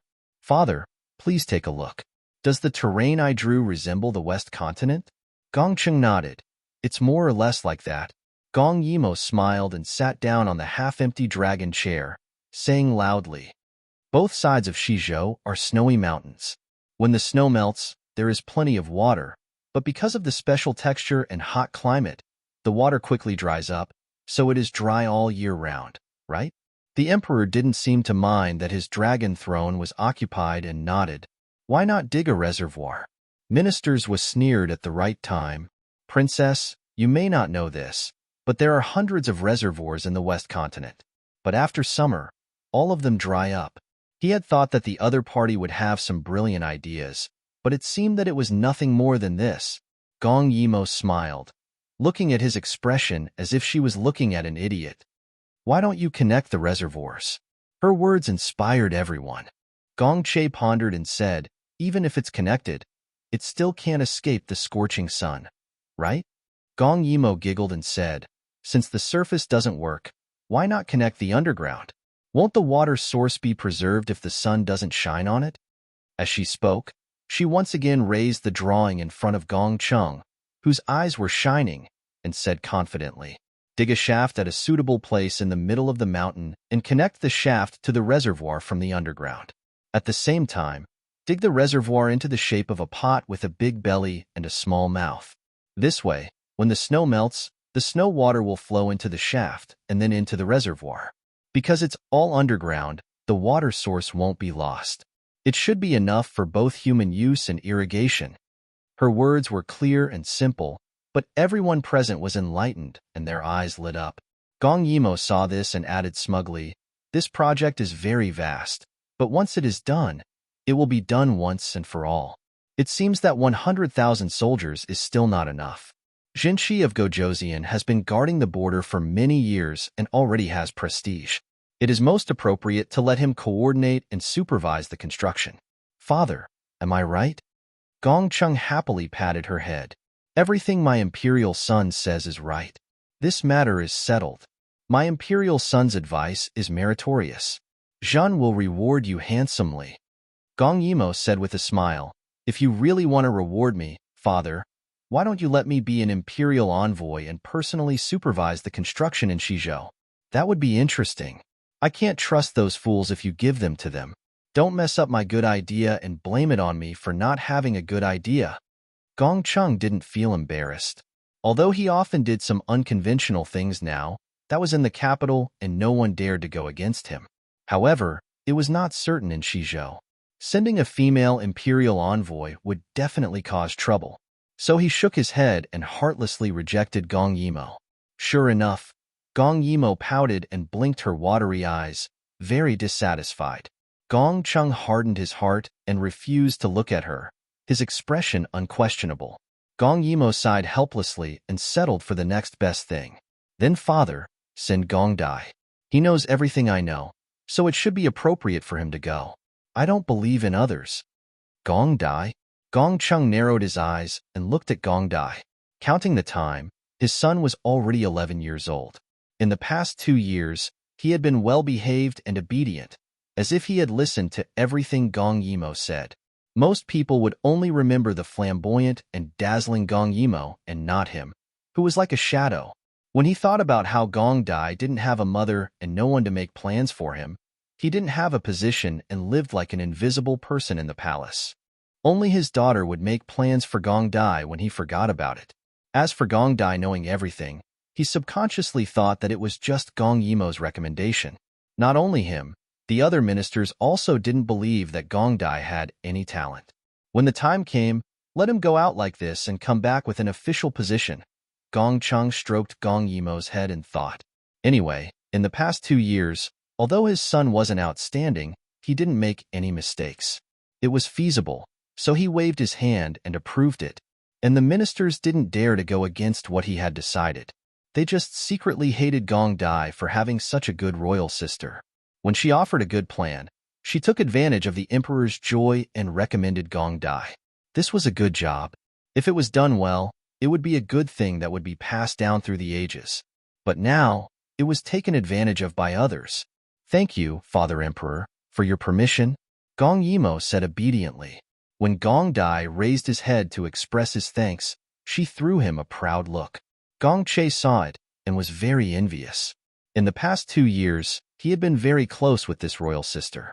Every day by her side was very novel. Even if there was something unhappy, it seemed that as long as he saw her, it would disappear. She was so smart. Sometimes, when there were problems that he couldn't solve or couldn't figure out, as long as he asked her, she would be able to solve it. But unfortunately, no matter how close they were, in terms of closeness, royal sister still favored ninth brother. So every time he saw her protecting ninth brother, Gong Che always felt a little disappointed. But in the blink of an eye, he shook his head. He really shouldn't have. He was jealous of his sister-in-law. Soon, the emperor's decree spread everywhere. The matter had been finalized. In less than 7 days, Gong Dai would take the relief materials to the West Continent. Before leaving, Gong Yimo personally packed his luggage. She couldn't wait to give him all the good things. Gong Dai had never left her side. This time, he was going so far and for so long. To be honest, Gong Yimo was quite reluctant to let him go. But the child was raised, and one day he would be independent.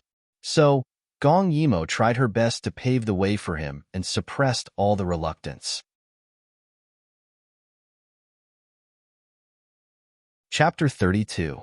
Just as she was pacing around the palace, thinking of what else to prepare, Gong Dai walked in. With a wave of his hand, all the palace servants quietly retreated. It was common for the siblings to be alone. "Royal sister, you're here." Gong Yimo's eyes lit up. An 11-year-old youth already gave off a very mature feeling. In ancient times, he was considered a young adult at his age. At this moment, he was wearing white casual clothes, standing in front of Gong Yimo with his sword-like eyebrows and clear eyes. With this appearance, who knew how he would harm people in the future? Gong Yimo secretly nodded. She pulled him into the inner room and proudly handed him an item. This is? Gong Dai opened it to take a look. It turned out to be a golden silk soft armor. This soft armor was woven from golden silk and snowy mountain silk. It looked light and thin, but it could block swords and concealed weapons. It was a rare treasure. This year, Yu country offered this as a tribute. The emperor bestowed it to Gong Yimo, and she gave it to him. Gong Dai smiled and said, I don't need it. Why don't you need it? Gong Yimo glared. 3 months ago, you were poisoned. 2 months ago, you were thrown off by a crazy horse in equestrian class. A month ago, your chest was almost cut open by a broken sword in swordsmanship class. Tell me, why don't you need it? Gong Yimo's expression became more and more desolate as she spoke. It was all because she didn't do well enough. She originally wanted to nurture him, but he was plotted against right under her nose. In these 2 years, Gong Dai didn't fight or snatch. He just lay low, but he was still an eyesore to some people. Even though Gong Yimo and he were vigilant, it was still impossible to guard against them. This harem was too big. Under the distortion of 30,000 women, every step was very difficult and dangerous.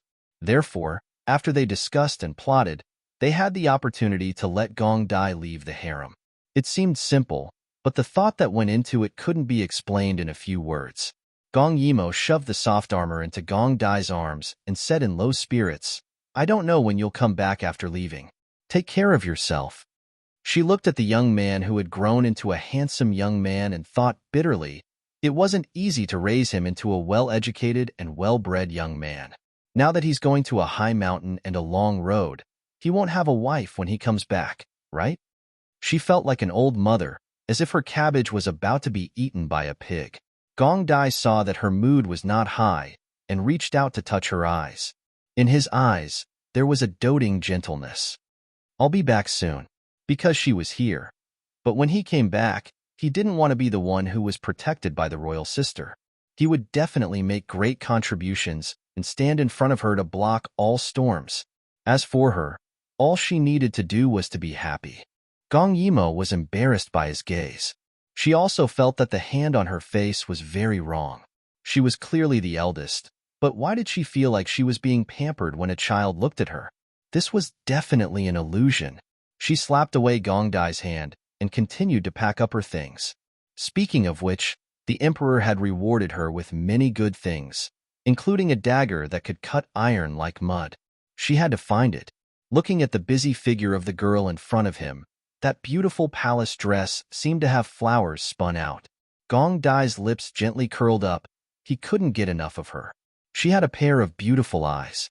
Although she often had a sleepy appearance, the laziness in her eyes often made him fascinated. She slept for 12 hours every day, and when she woke up, she was drowsy. But in front of him, she was lively and lively. Gong Dai couldn't imagine how a person could have so many expressions on their face, constantly changing in an instant. He really didn't want to leave her for even a moment. Gong Dai's smile gradually froze. If he could, he wanted to stay by her side like this. Just seeing her smile made him feel satisfied. But he was clear that if he didn't want to be protected by her for a lifetime, he could only fight and steal. Use his achievements to exchange for the right to stand by her side. In these 2 years, he had been studying and practicing martial arts every day. Moreover, he had been doing business with Gong Yimo and had shops all over the capital. But to outsiders, he could only suppress himself, as if he was invisible. This was not what he wanted. He wanted to have enough strength to stop suppressing himself and be able to stand in front of her openly. From her consciousness, he wanted to change from a boy to a man. He had too many thoughts, but he didn't dare to say them out loud. Some of his thoughts were even more twisted and terrifying. Even he himself was shocked. He endured and hid it every day. He was afraid that if the royal sister knew his true thoughts, she would be afraid. Perhaps she would be disappointed. She had always hoped that he was an upright and determined person, not a crazy and twisted person. She didn't like him killing people. She didn't like his hands being stained with blood. So he needed to find a place to vent, to use killing to wash away the suppressed emotions in his heart. And in front of her, he would become whatever she wanted him to be. So even if he didn't want to, he had to leave. This was an opportunity that they had painstakingly planned, an opportunity to become stronger. Gong Yimo naturally didn't know that Gong Dai's heart was twisting and turning. At this moment, she was lying on the bed with her buttocks raised. She had no choice. She still had the habit of stuffing good things in the crevices of the bed. Gong Dai couldn't help but be attracted by her movements. That slender waist and perky buttocks. He closed his eyes and suppressed all the inappropriate thoughts, but he still couldn't control his eyes and greedily stared at her. Found it. Gong Dai happily held up two things. One was a book and the other was a dagger. When she saw the book, Gong Yimo's face changed, but thinking that Gong Dai couldn't understand the words on the cover, there was nothing to be ashamed of. After so many years, Gong Dai also knew that the royal sister had many books that he couldn't understand, but this book was especially strange. It used bright flowers and women as the cover, and the 3 words of the book title were written very brightly. It was completely different from what he had seen in the past. This is? Gong Dai asked subconsciously. Gong Yimo's face was slightly red, but she generously handed the book to Gong Dai. Anyway, he couldn't understand it, so it was impossible for him to know that it was an erotic book. It's just an ordinary travelogue.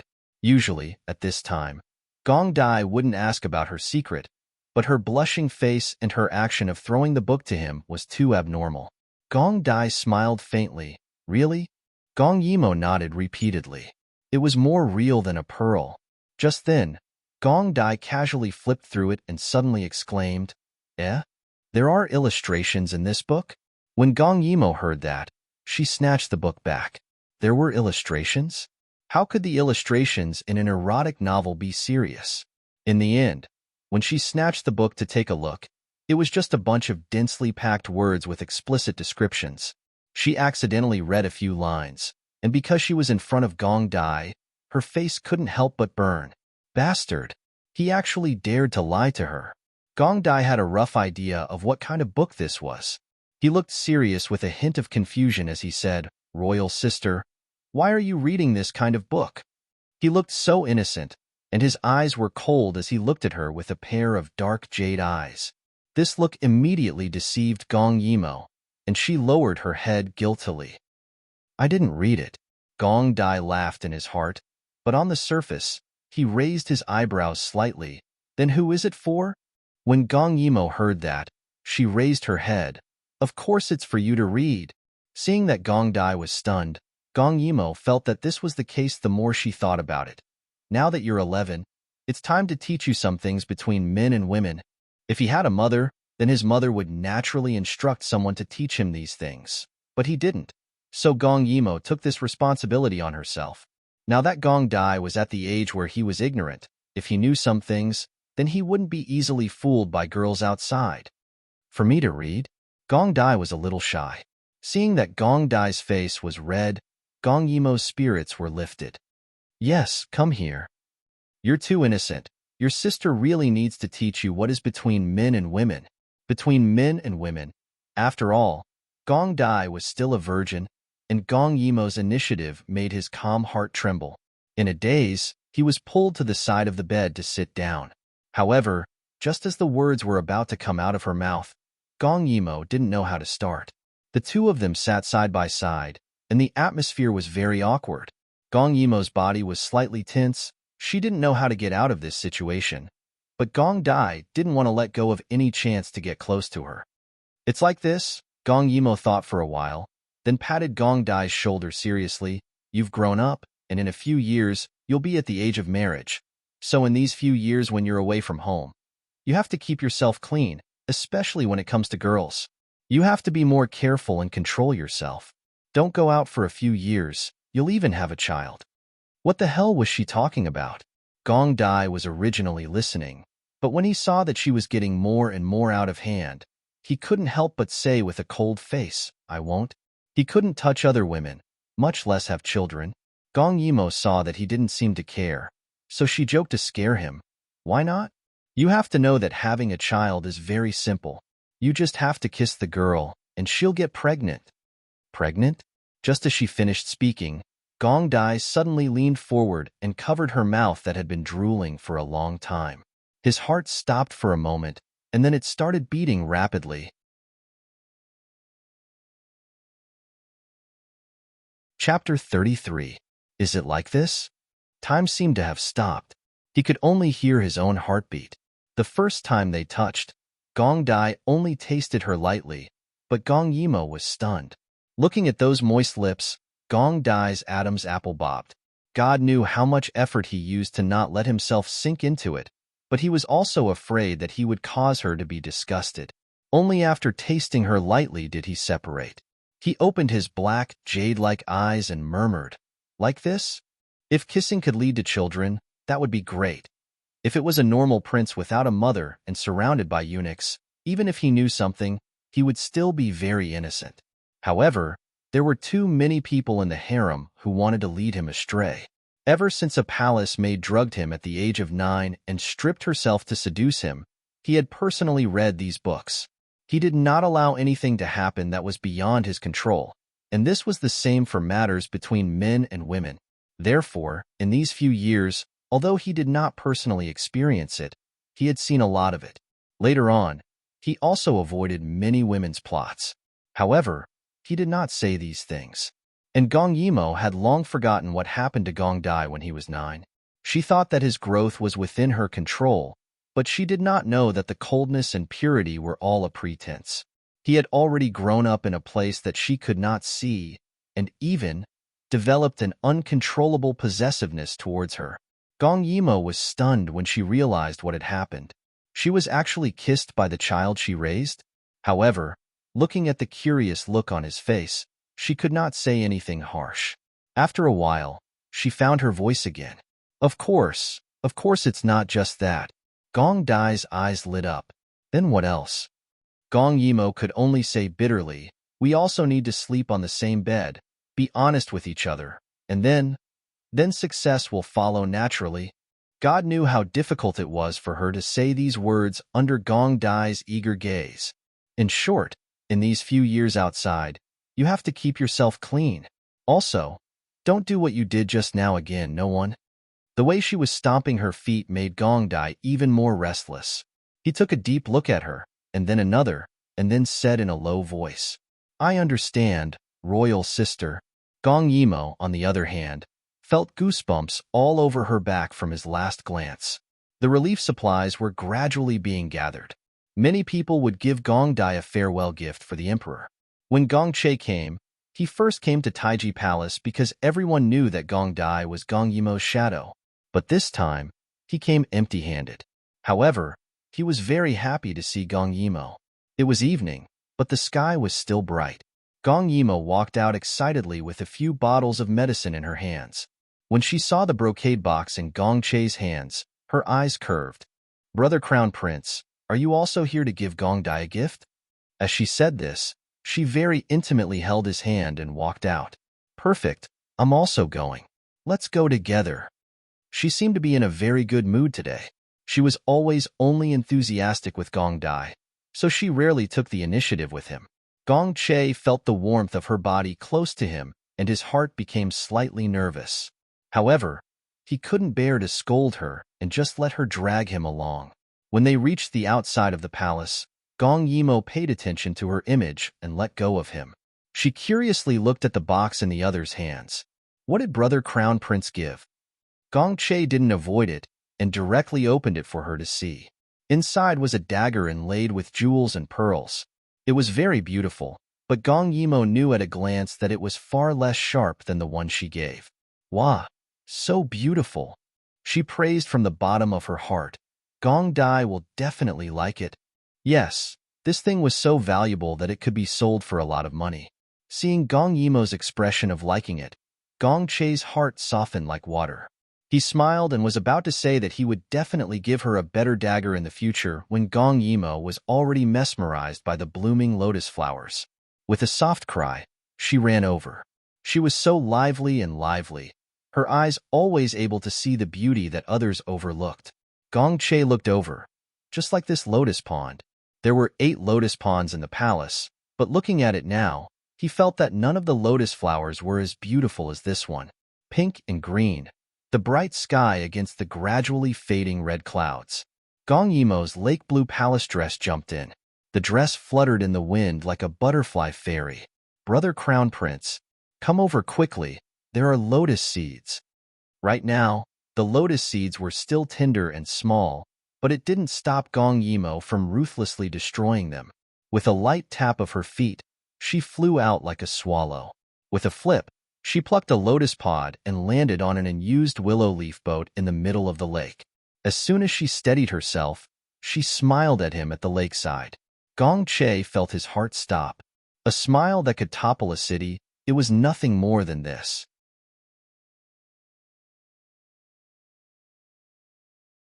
Chapter 34. At this moment, the flowers and leaves lost their color.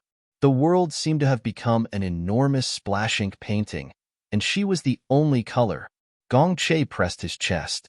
Recently, this strange feeling had become more and more frequent, so frequent that he would find all kinds of excuses to run to the Ho Gong, but he would instantly calm down when he saw her. But most of the time, as long as she took the initiative, that strange feeling would overturn and drown him, and it would take a long time for him to recover.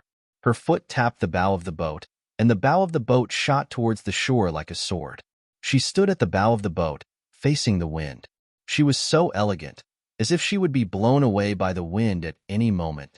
Gong Che felt this way. He looked at her without blinking, but saw the other smile sweetly at him. When the boat touched the shore, a group of palace servants from the Hall of Supreme Harmony met them and hurried over to bow. Greetings to Your Highness the Crown Prince, Your Highness the Princess. The young eunuch at the front was called Yongfu. After he smiled and bowed, he said to Gong Yimo, Princess is going to find His Highness the 9th Prince. His Highness the 9th Prince went to pick a war horse to accompany him and hasn't returned yet. Gong Yimo didn't regret it and waved her hand to have him leave. Why was he gone for so long? She still had things to tell him. After he left, Gong Yimo looked at Gong Che and suddenly thought of something. Her brows rose again, and her bright eyes looked at the other. Is Crown Prince Gij busy returning to the Fu? The palace servant accompanying the Crown Prince wanted to speak, but the Crown Prince shook his head. No. Gong Yimo smiled. Then is Crown Prince Gij willing to go sightseeing with me? She pointed at the small boat that was like a willow leaf. The lotus flowers in the lake are blooming beautifully. We can dive into the flowers and leaves to enjoy the scenery. Wouldn't it be beautiful? The palace servant behind the Crown Prince saw that the boat could only hold 2 people. How could he guarantee the Crown Prince's safety? Just as he was about to refuse, he received a light glance from the Crown Prince. He lowered his head slightly and didn't speak. Seeing that he agreed, Gong Yimo was satisfied. She personally reached out her hand and bowed like a gentleman. When Gong Che saw that hand, he was slightly stunned. In the end, he subconsciously grasped that white and delicate hand and stepped onto the small boat. At this time, the boat swayed slightly. Gong Che couldn't stand steadily, and Gong Yimo held him tightly, standing in front of him, of strength. Gong Yimo didn't notice his abnormality. She just smiled and tapped her toes. The boat shot towards the center of the lake like a sword. At this time, the sky had already begun to darken, and large patches of clouds covered the sky. The two sat opposite each other, enjoying the gentle breeze. They were so comfortable that they almost fell asleep. There are flowers and water. How can there be no wine? The boat gradually steadied. Gong Yimo broke the silence with a smile. She took out a pouch from her sleeve. With a pop, she pulled out the wine cork. A mesmerizing aroma of wine wafted over. Gong Che knew it was the emperor's wine cellar that had been stored for 80 years. She impatiently raised her head and drank a mouthful. Her actions were natural and unrestrained. Her throat moved slightly when she swallowed, and the golden liquid that flowed down the corner of her mouth, under the fiery red clouds, mesmerized Gong Che's eyes. He even felt thirsty. At this time, Gong Yimo sighed, "Good wine." She wiped her mouth and slyly glanced at Gong Che, This is the aged wine that I spent a lot of effort to steal from under eunuch Changshi's nose. How is it? Does Crown Prince Gidge want to try? At this time, as she spoke, the wings of the butterfly hair ornament on her head fluttered as if it was about to take flight. It was truly unparalleled. Looking at her small white jade hand that was holding the wine pouch, Gong Che mysteriously took it and unconsciously drank a mouthful. This wine was clearly for women to drink. It wasn't spicy, but it was mellow and fragrant. But this was what she had just drunk. They had shared the same wine pouch. This delayed reaction made Gong Che's face redden. He took another mouthful to cover it up before saying, "It really is good wine." Gong Yimo smiled faintly and rubbed her hands together. Crown Prince Gidge, there's a good saying. When you eat someone, you have to be soft-spoken. I, your imperial sister, kidnapped you onto this boat because I have something to ask of you. Oh? At this time, Gong Che didn't pay attention to what she said. He only subconsciously responded, "What is it?" Seeing that he was direct, Gong Yimo also didn't beat around the bush. To tell you the truth, in the capital, your imperial sister, although I have never left the palace, I have borrowed the hands of others and have many shops. Does your highness know? Gong Che glanced at her, a little surprised. In reality, people like them had many assets. After all, there were many things that they needed money for. But Gong Yimo was a princess. Even if she was intelligent, she didn't have a consort mother to plan for her. Being able to have such foresight and put it into action, Gong Che couldn't help but look at her in a higher light. Gong Yimo frowned at this time and asked in a small voice, "That's the problem. Today, my subordinate reported that there's a strange matter around the capital. I'm sure that Crown Prince Gidge has also heard about it." She raised her eyebrows slightly and continued, "Around last month, in the grain stores around the capital, the lowest grade rice, guliang, has been in short supply. Moreover, even old rice has been bought at a low price. The amount is so large that even if their actions are hidden, this little sister still noticed it." When she mentioned this matter, Gong Che's expression became serious. At first, he thought that this imperial sister of his had opened a few cosmetic shops at most. Even if she did, the business wouldn't be too big. However, this matter was only reported yesterday by his subordinate, and today, his imperial sister told him about it. It seemed that this imperial sister of his was quite capable and had a lot of assets. Gong Yimo was still smiling as he stared at her. Now that she was young, her smile was sweet and harmless. As time passed, fewer and fewer people remembered how fierce she was when they first met her. They only remembered how arrogant and spoiled she was now. They even let their guard down. It really shouldn't be like this. Seeing that Gong Che had digested this information, she slowly spoke again. It's common for Western Zhou to need disaster relief because of the drought. If someone was concerned and found out about it in advance and sent an urgent message, there would indeed be people in the capital who could make preparations in advance. In reality, this wasn't the first time. It was common for the disaster relief materials to be so demanding. The Dayu state's territory was vast, so it took a lot of effort to manage it.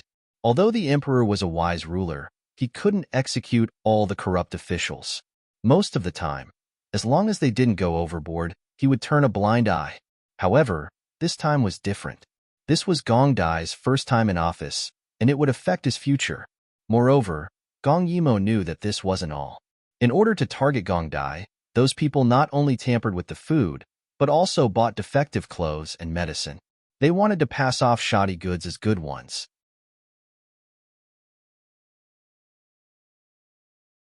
Chapter 35. If Gong Dai, as a prince, went to Western Zhou with worse quality supplies than the previous years, it was easy to imagine what awaited him. What Gong Yimo wanted was for Gong Dai to use this opportunity to make a name for himself.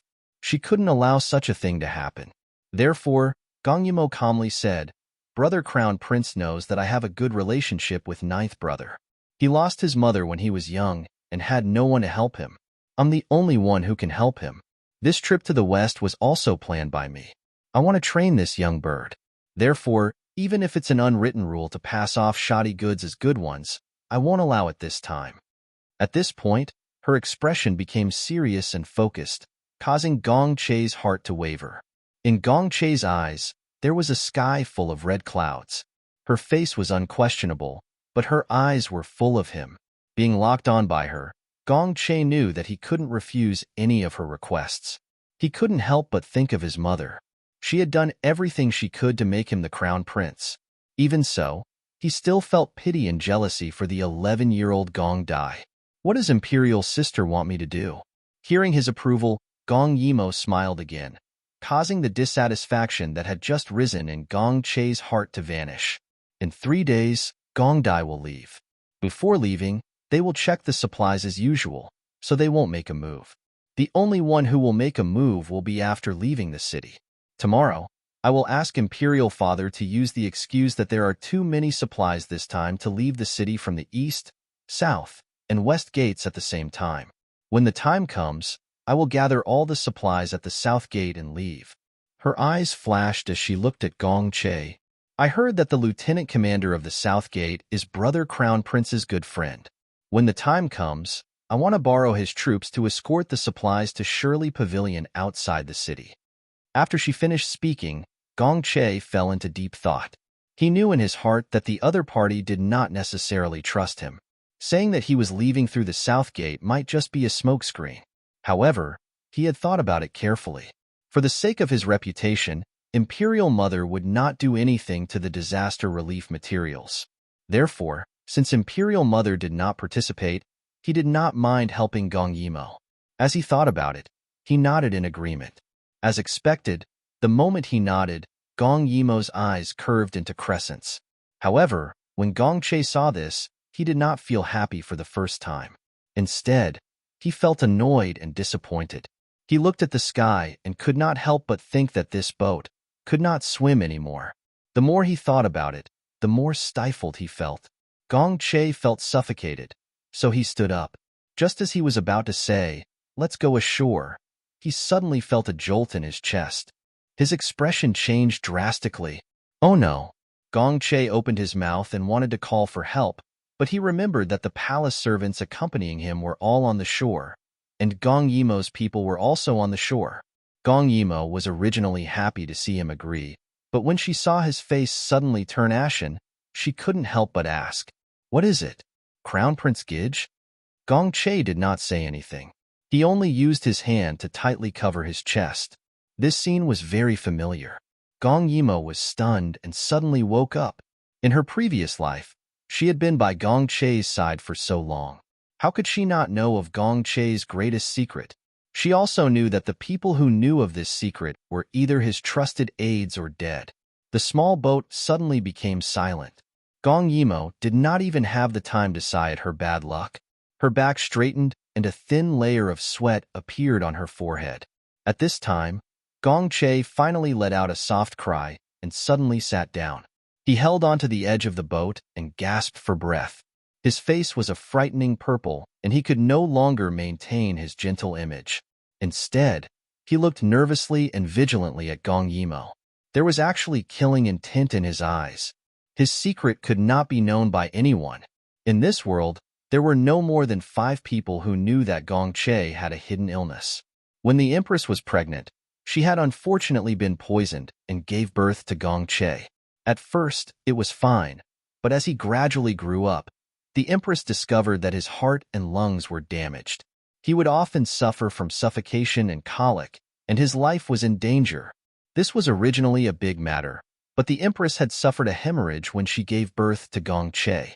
After she woke up, she was told that she could no longer get pregnant. A prince with an illness could not become the crown prince, so she hid this news. Those who knew were either killed or kept quiet. Finally, the emperor and the concubines didn't know about it. Therefore, his mother repeatedly warned that for his position as the crown prince and his family's honor, those who knew about this matter could only die. At this time, Gong Che was very regretful. He really did not think that his hidden illness would act up so early. His medicine was with the palace servants on the shore. He tightly covered his chest and looked at Gong Yimo with a complicated expression. Everyone who saw him like this had to die, and he was going to kill her. At this time, the little boat was already in the middle of the flowers. It was covered by the lotus leaves, so the people on the shore could not see the two of them. If he wanted to kill someone, this was the best chance. Gong Che made his decision in an instant. He turned his palm, and a small hidden weapon appeared in his hand. The little boat slowly swayed. He wanted to kill her in the time the boat swayed. Kill her. And then send a signal for his confidant to save her. He had to kill her. Large beads of sweat fell from his pale face. He forced himself to open his eyes. His body was tensed to the point of suffocation and gradually became numb.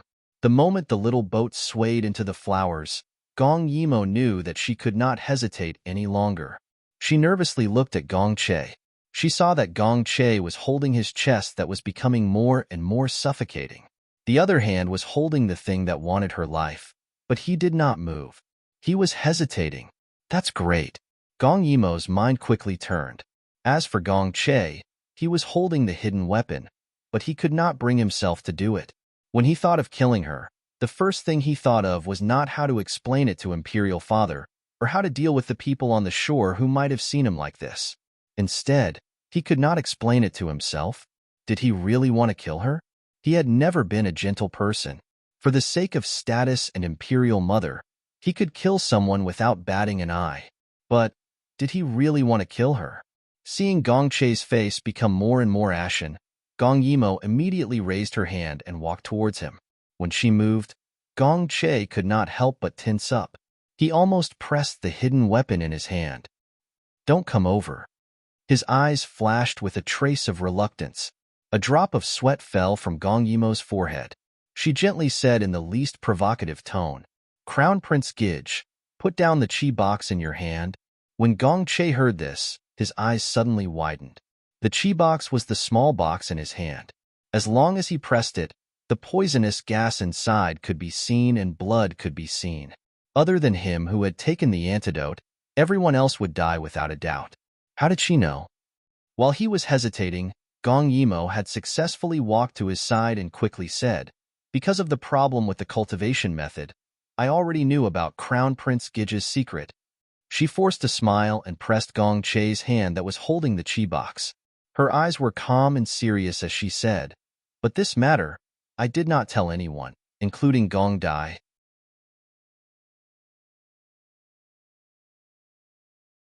Chapter 36. With just this sentence, Gong Che, who was about to fall into a coma, suddenly loosened his grip.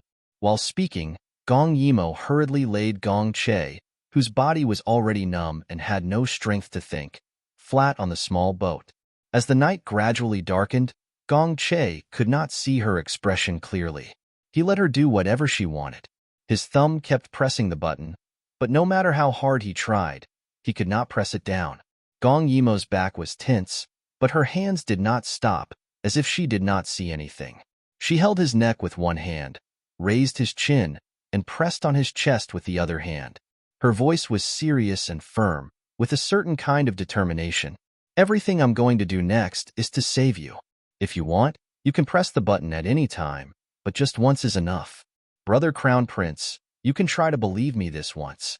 You know that I, Gong Yimo, will never disappoint anyone. Yes, she would never disappoint anyone. She would never disappoint anyone. As she spoke, she took a deep breath and closed her eyes abruptly. Then, she bent down towards those pale and purple lips.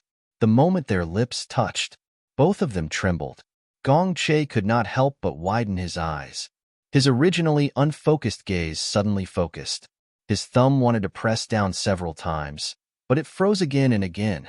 Could she believe him? This was a matter of life and death, status and family. Could he believe her? But in just a moment, he felt a long breath enter his body. The suffocating feeling that he had to take medicine gradually subsided, but his heart was still beating fiercely, and his face was purple and red. Gong Yimo changed her breath and kissed him again. This time, she felt more clearly. Gong Che's lips were very soft, very soft. It reminded her of the cotton candy she used to eat in the past. Gong Che only felt the girl's body fragrance and the surrounding lotus fragrance enveloping him. Between his lips and teeth, the lingering sweetness brought with it the fragrance of the wine that they drank together just now. It was intoxicating. Gong Che's fingertips trembled, as if he was in a dream. Gong Yimou breathed a sigh of relief.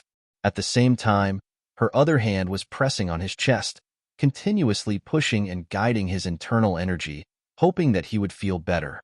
At this moment, her expression was focused, and her long eyelashes were trembling. However, her back was stiff and cold. She didn't know if what she was doing would be of any use to Gong Che's situation. As long as Gong Che pressed down lightly, she would lose her life. Gong Che was not as gentle as he appeared to be. Gong Yimou knew this better than anyone else, so she was taking a gamble. She hoped that Gong Che would not kill her for the sake of their past relationship. Her inner energy flowed into Gong Che's body like it was free of charge. At this moment, the curtain of the night had slightly darkened. A drop of sweat slid from Gong Yimou's face to Gong Che's face, causing the originally semi-conscious Gong Che to tremble and actually open his eyes. His numb limbs seemed to have recovered, and his senses became even sharper. Looking at the face in front of him that was so close, their lips intertwined, he suddenly had an impulse. His eyes flashed with a trace of confusion. He seemed to be better? After confirming that all of this was real, his heart hesitated. She was not immortal, right? Gong Che looked at her with infatuation. That warm drunkenness filled the air. He knew that he shouldn't sink into it, but he couldn't stop himself from sinking into it again. Her lips were so fragrant and soft, as if they had gently bumped into his heart, causing his originally suffocating heartbeat to crazily beat again. No, they were brother and sister. How could they do this? But so what if they were brother and sister? The little boat floated on the lake.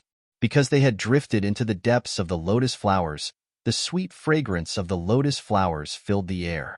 Gong Yimou's wine bag had unknowingly spilled, and the entire boat was filled with that intoxicating smell.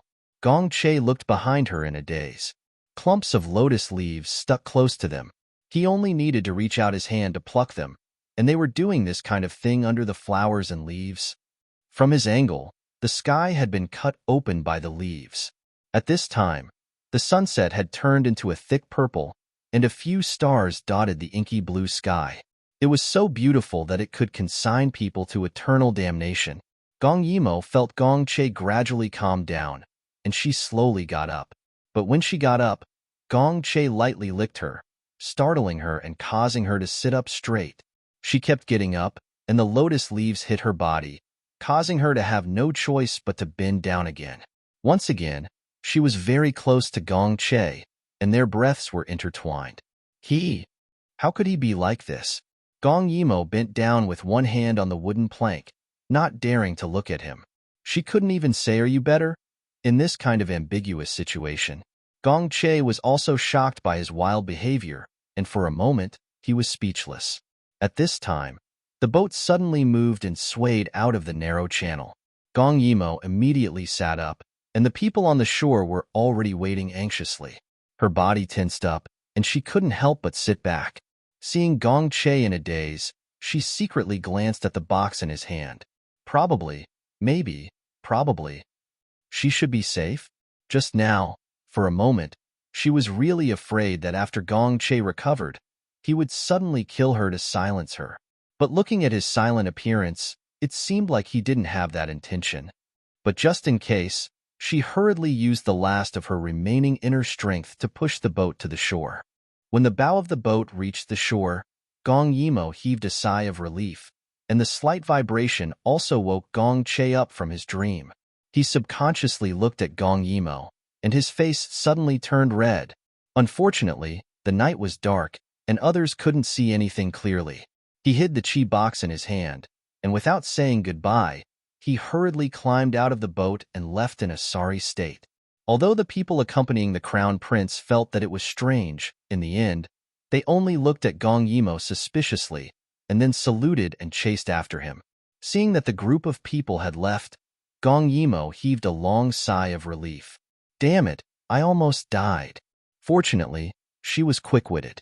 God, how could she think of such a stupid idea like artificial respiration? Gong Yimou kept a straight face, but in her heart, she was despising herself. She could have just used her internal guidance. In the end, she concluded that it was because she was too nervous at the time. and her brain didn't think much of it. Now, she could only pray that Gong Che didn't mind this matter, and she still needed his help in a few days. Thinking of this, she turned around and found Gong Dai standing straight behind her in the night. He was dressed in black, and his hair was covered in mist. She didn't know how long he had been standing there. For some reason, Gong Yimo felt that there was something wrong with the current Gong Dai. His figure was elongated by the palace lantern. He was clearly expressionless, but Gong Yimo could see loneliness from him. It was as if he was isolated from the world, and also as if he was in deep pain. Gong Yimo slightly frowned, and looked at Exian, and the others who were silent like cicadas in winter. "You came to find me? How long have you been here? Why didn't you let anyone warn me?" It had to be known that if Exian called out from the shore, she would definitely be able to hear her. At this time, Gong Ju fixed his eyes on her. At this time, he was only 11 years old. He was still a teenager, but his eyes seemed to contain thousands of words. They were like a mass of thick ink, sucking people in. He reached out and suddenly grabbed Gong Yimo's hand. At this time, her hands and feet were very cold because of the overdraft of internal energy. A steady stream of internal energy came from the palm of his hand. Gong Yimo raised her head in surprise, but the other party only lowered his head and said indifferently, "In the future, don't meet the crown prince alone."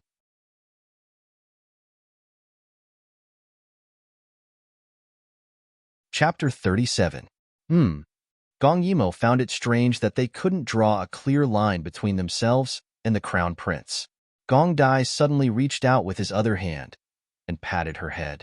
At this moment, he was much taller than Gong Yimo, but how could he do something like patting her head? Gong Yimo was about to explode, but when she looked up, she saw Gong Dai's dark jade-like eyes filled with grief. "How can I stop Royal Sister from running around for me?" Whether it was thinking of ways to earn money, planning, or worrying about him, it was fine.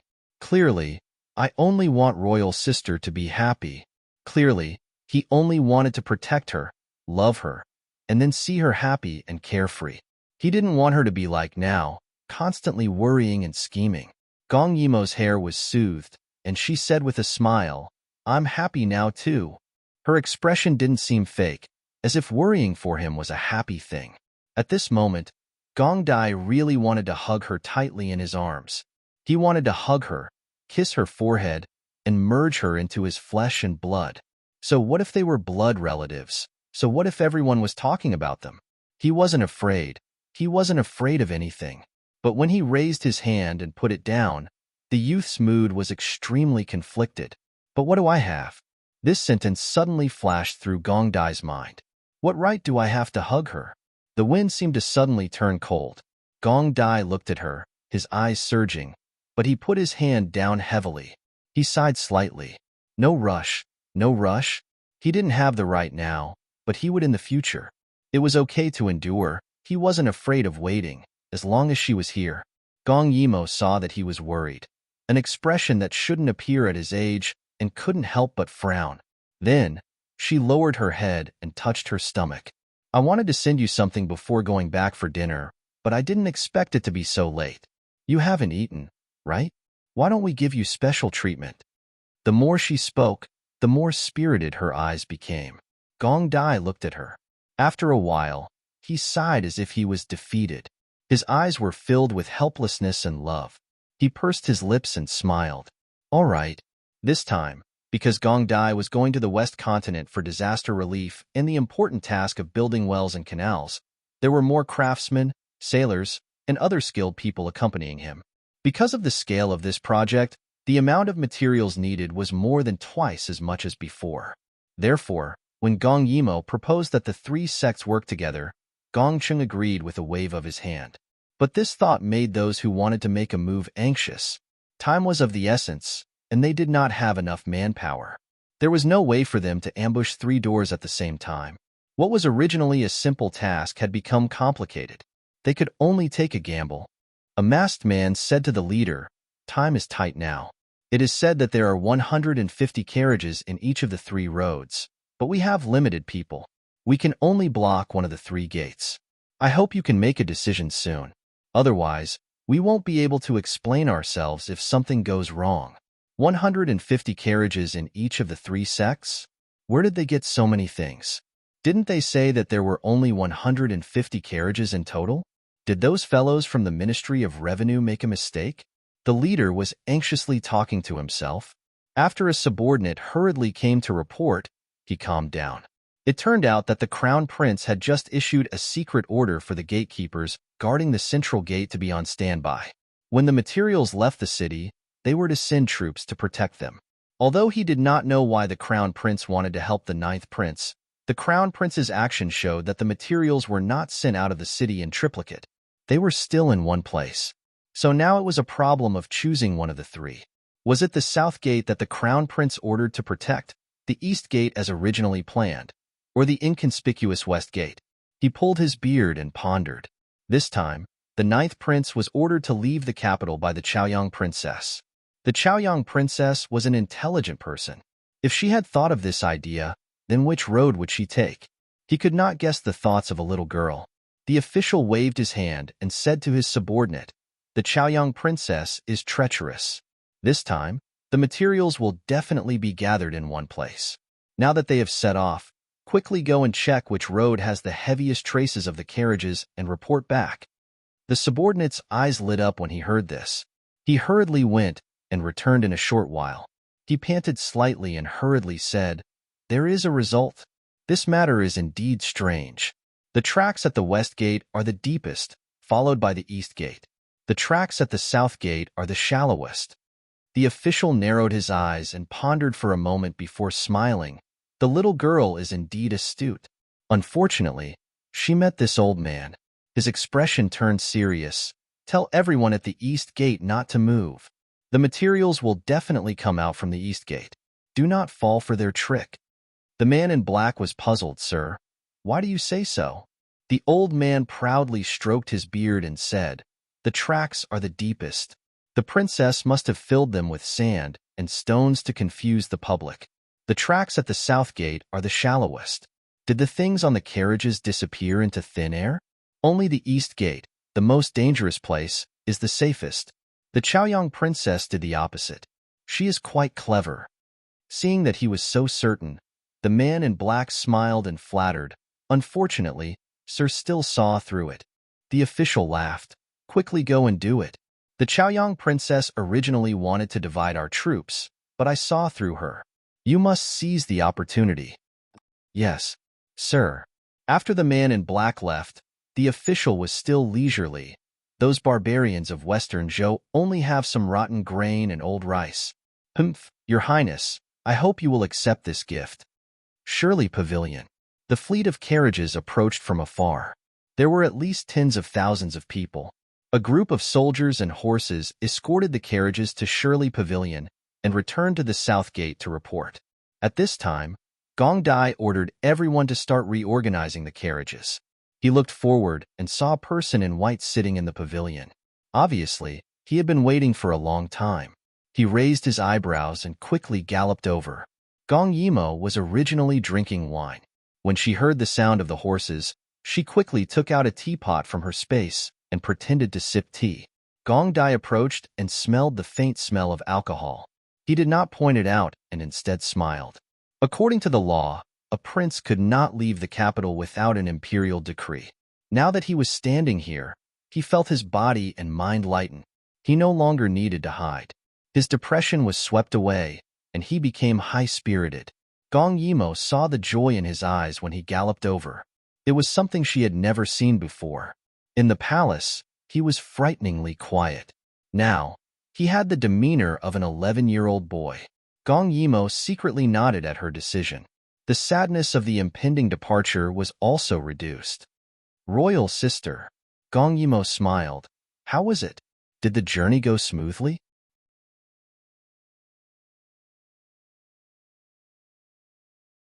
Chapter 38. Gong Dai nodded his head. How could it not be successful? Out of the 150 horse carriages, the royal sister had left the last 20 or so empty, and she had done something to them. A row of willow branches had been tied to the crossbar in front of each of the 20 horse carriages. Because of the cover, if one did not look carefully, one would not be able to see the strangeness under the wheel of the horse carriages. Therefore, when the horse carriages in front passed by, the bamboo leaves under the last 20 empty horse carriages would cover the road, and then leave the tracks of the empty horse carriages.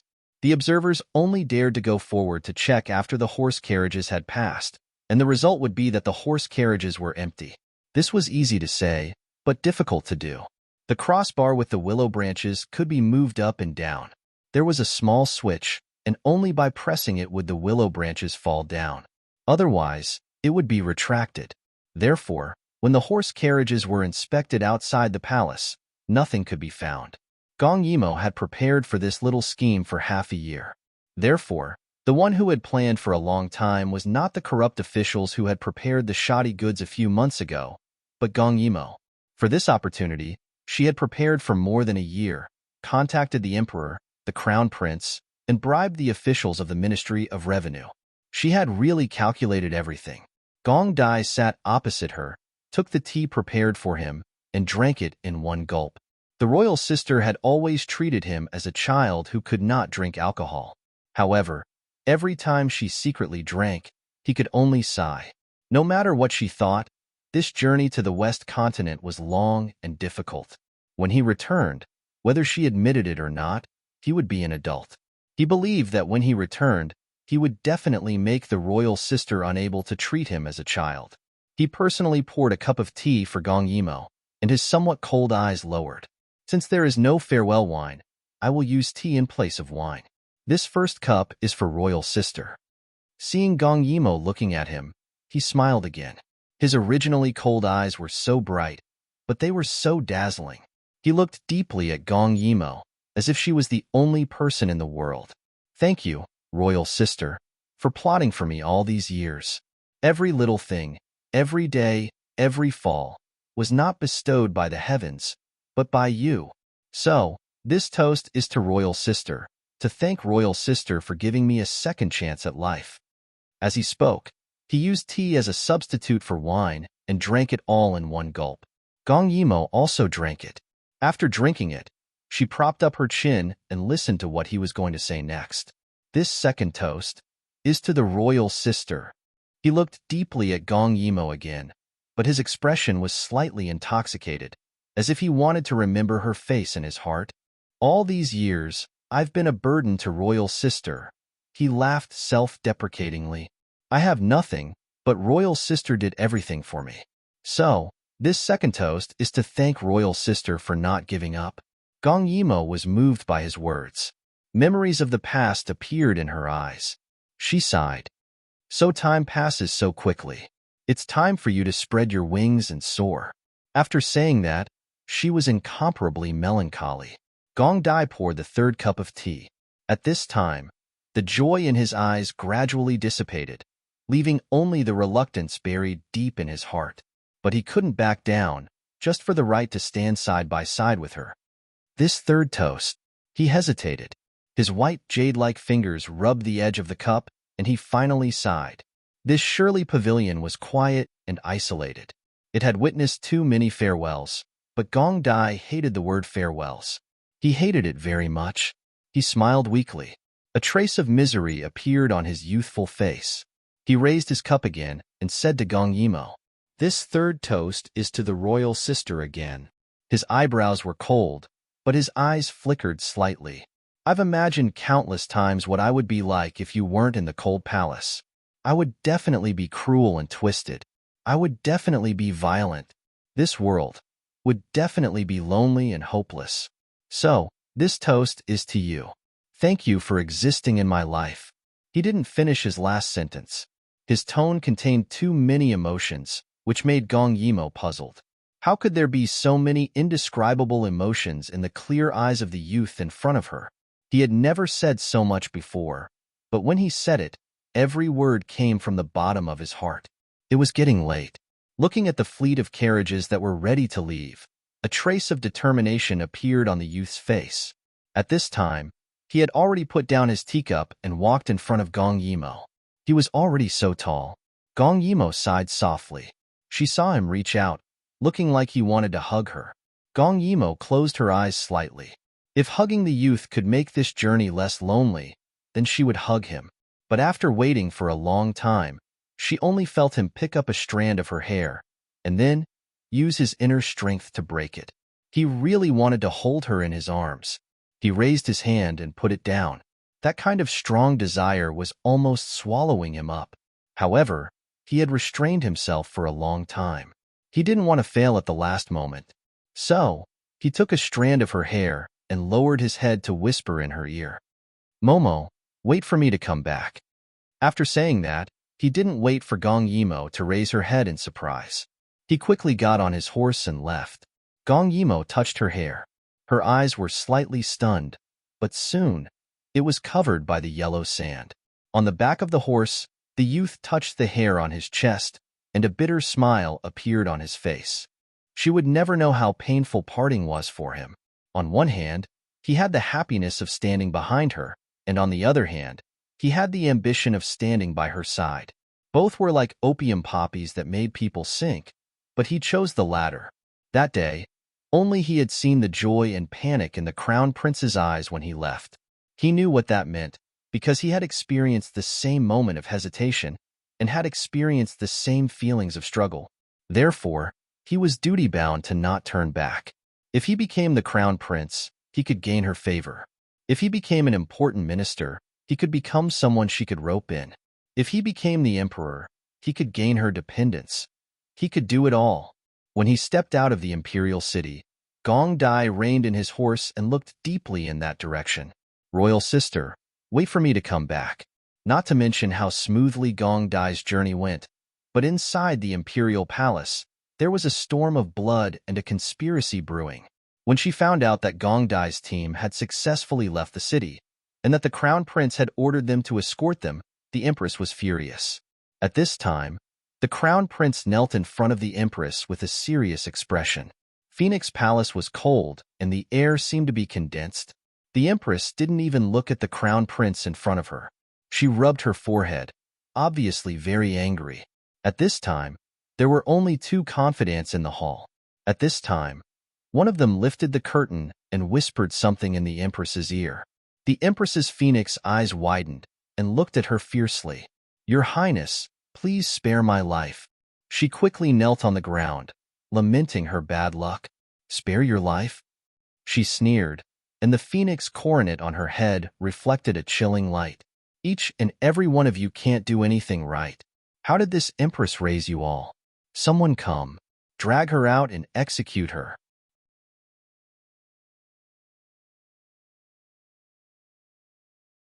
Chapter 39. Yes. Immediately, the imperial guards came in and dragged the kneeling palace made out with a gag. The remaining two confidants in the room trembled and didn't even dare to breathe. If mother is angry, just take it out on your son. Why do you have to involve other innocent people? The crown prince had been kneeling for a while and spoke for the first time. The empress' sharp eyes suddenly locked onto him. "You think mother doesn't dare? Tell me, what did that little bitch Gong Yimo feed you to make you help her to this extent?" When Gong Che heard this, he raised his head and looked at her. This son wants to know why Imperial Mother is so angry over this matter. His words made the empress choke. Seeing her dodge, Gong Che couldn't believe it. Mother is confused. "Do you think we can touch the relief supplies?" His accusation made the empress angry. "Since others can touch it, why can't I? As my son, how can you not understand my difficulties? Do you know how many resources are needed to take care of all this? In terms of birth, my mother's family is declining and can't compare to concubine Li Xian. In terms of favor, I can't compare to concubine Long. My position as empress is precarious. If I don't plan, I will be replaced sooner or later. What's wrong with me?" "But you can't touch the relief materials." Gong Che's expression gradually became anxious. The significance of this trip to the West is far greater than before. In order to solve the problem of the drought in the West Province once and for all, Father is determined this time. If it wasn't for the importance, do you think he would have allowed the Chaoyang princess to come out? If it wasn't for the importance, do you think Father would have turned a blind eye to the Ministry of Revenue's extra 300 carriages? It's fine if you didn't succeed this time. If it had succeeded, Mother wouldn't have been able to punish me now. His words were like a heavy hammer that struck the empress hard. She slumped onto the phoenix couch, Her eyes filled with panic. Are you speaking the truth? Does your father really value this matter that much? Gong Che nodded. When the Chaoyang princess told me about this, I didn't give the order without thinking. She's a woman who's never left the palace, but she sensed the movements in the capital a few months ago and even came to me for help. She must have received Imperial Father's tacit approval, so I went with the flow and helped her. I originally wanted to gain a favor, but I didn't expect this strange movement and Imperial Mother's involvement. Why didn't you tell me? The Empress became flustered and evasive. How can I let you interfere in this matter? You are the Crown Prince. But if it's really as you say, what should we do now? The more she thought about it, the more frightened she became. Her forehead was covered with cold sweat. The Empress was like a bird that was startled by the twang of a bow. Although she had failed to achieve her goal, as long as her plan was exposed, Imperial Concubine Long and Imperial Concubine Lu Xianfei would not let go of this opportunity to attack her. The more the Empress thought about it, the more scared she became. Cold sweat kept falling from her forehead. Seeing her like this, Gong Che couldn't bear it and softened his voice. Mother, don't be afraid. This matter will be done. Nothing will happen. If it was just ordinary corruption, as long as there was no one behind it, there shouldn't be a problem. Thinking of something, Gong Che hurriedly said, this matter is of great importance. Now that Ninth Brother has successfully left the capital, Mother should quickly withdraw the people to avoid exposing the truth. Hearing Gong Che's words, the Empress's eyes gradually regained their spirit. You're right. Seeing Gong Che still kneeling on the ground, she personally helped Gong Che up and said with shame, this matter is Mother's fault. Mother didn't want you to be involved in these trivial matters, so I didn't tell you. It's Mother's fault. As she spoke, her phoenix eyes were filled with tears. She really regretted it. In the end, she did all this for him. Gong Che thought about it, and his heart softened. He comforted her again and again. Mother, don't be afraid. Nothing will happen. But he didn't know why he felt uneasy. Sure enough, when the Empress asked her trusted female official to inquire about the situation, a guard hurried over. The news he brought made the Empress's heart turn to ashes. How could it be? It's over. Her heart was beating like a drum. She could only blame her cousin for thinking that he was smart and didn't withdraw in time when he saw the abnormal situation. It turned out that other than the South Gate, the carriages in the East and West Gate were actually the Emperor's Imperial Guards. As one could imagine, when a group of black-clothed people wanted to take advantage of the situation and take advantage of the shoddy goods, the Imperial Guards that came down from the carriages scared them out of their wits. They obviously received the Emperor's secret order to capture the leader alive and kill the rest. So they didn't have time to come back and report to the Empress because they were already on the road to the Netherworld. The Empress fell to the ground. All of this was most likely a conspiracy. First, they instigated the Liu family to move the relief supplies. Then, they informed the Emperor.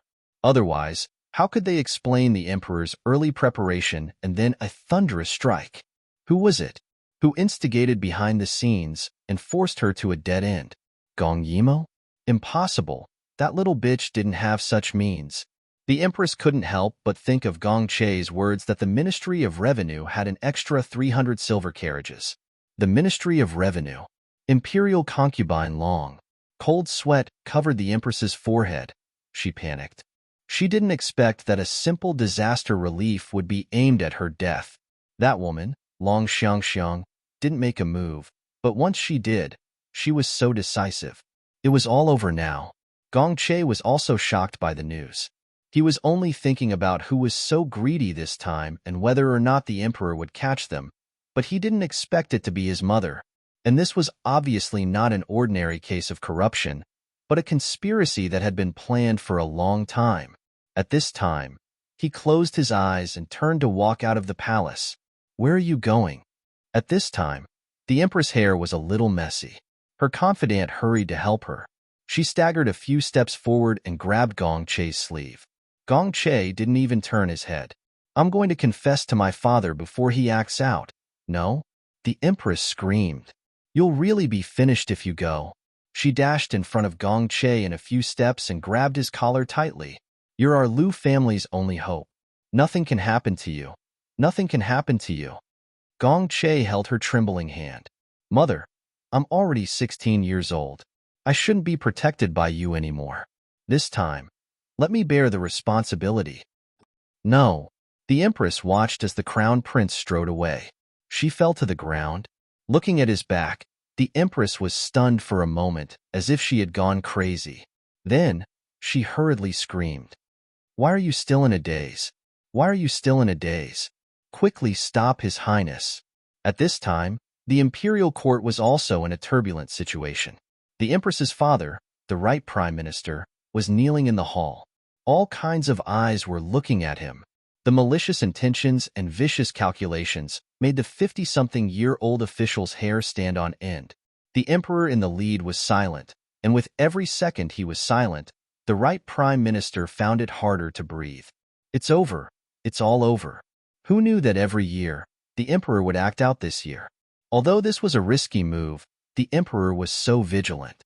If the emperor said that Long Guifei and Lucien Fei were not involved, he would never believe it. This was clearly a conspiracy.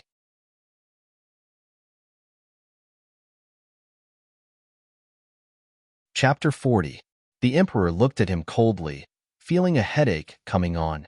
He and the empress had been husband and wife for more than 20 years. Although they did not love each other, they respected each other. However, the talents of the Liu family were withering day by day. They relied on their ancestors to ensure that there was an empress in this generation, but they could only stop here. It would be fine if the empress did not make any mistakes. Once she did, those who were watching covetously could swallow the Liu family in an instant. This Right Prime Minister was really muddle-headed. Now that the evidence was conclusive, the letters they had secretly discussed fell to the ground. The Right Prime Minister could not help but cry. This is all because of this guilty official. It has nothing to do with the Empress or the Crown Prince. Your Majesty, please investigate clearly and allow this guilty official to bear all the responsibility. As he spoke, he kowtowed deeply. Unexpectedly, the Left Prime Minister, who was in charge of the Ministry of Revenue, snorted coldly. With so many people, it must be impossible to complete without the Empress' order, right? As he spoke, he also knelt in front of the Emperor. Your Majesty, the evidence is conclusive. The Empress colluded with the Right Prime Minister, implying that they swapped goods with shoddy ones. And presumably, this is not the first time this has happened. Think about how our court sends disaster relief every year. But the food sent to Shi province is rotten. This is clearly framing the court for injustice. Your Majesty, please abolish the Empress. You. The Right Prime Minister's eyes widened. Although they had occasionally interfered with the relief supplies in the past, it was only a share of the profits. Yet the Left Prime Minister wanted to push all the blame to the Liu family. If the crime was confirmed, it would be a serious crime to confiscate the family's property and exterminate the family. But what he did not know was that there was a saying that everyone kicks a man who is down. Before he could defend himself, the courtiers all knelt down. Your Majesty, please abolish the Empress. He sat on the spot, as if he had aged 10 years in an instant. Just as the cries shook the heavens, Gong Che appeared alone at the door of the hall and knelt down with the letter of his own guilt. In the end, the Empress could not stop Gong Che. She stared blankly as the Crown Prince walked further and further away. Her eyes gradually sobered up. She asked someone to help her up, then returned to the hall and sat in front of the dressing table. First, she silently looked at herself in the mirror, then suddenly said, Hong Xiu, help me dress. The head palace maid beside her had red eyes. She hurriedly stepped forward and said in a choked voice, Your Highness, please take care of yourself. Everything will be fine. The Empress turned a deaf ear to him. She looked at the mirror and said faintly, Let's do it the same way we did during the coronation ceremony. She looked at her slightly plump waist and sighed. I wonder if I can still wear that phoenix robe. As soon as she finished speaking, another female official, who was her trusted aide, quickly knelt down and said, This servant will go and get it. There's no rush. Ruthlessness flashed in the Empress's eyes. Would she admit defeat just like that? No. She looked at herself in the mirror. She originally wanted to beg Imperial concubine Long for mercy, but now, She gritted her teeth and changed her mind. Go to the Taiji Palace and invite the Chaoyang princess over. Yes, that's right. How could she forget about Gong Yimo? The empress touched her face, and her thoughts became clearer. She could not admit defeat like this. Once she collapsed, her son, father, and clan would all face a calamity. At least she had to protect her son. Her child must be the crown prince. Gong Yimo had just returned to the palace when the empress's people arrived. She did not know what had happened, nor did she know that the people around the emperor had used her plan to do so many things in order to overthrow the empress. Therefore, she only hesitated for a moment before going to Feng Qi Palace with Imperial Concubine Long. On the way, she listened to Imperial Concubine Long's sarcastic explanation. Gong Yimo was shocked. She did not expect such a thing to happen. Someone actually used her to carry out such a plot against the empress? In her last life, when she met Gong Che's mother and grandfather's family were all dead, so his position as the crown prince was very unstable and difficult. So it was at this time? Soon, they arrived at Feng Qi Palace. As soon as she entered, she saw the empress, who was wearing a full set of phoenix robes, drawing her forehead.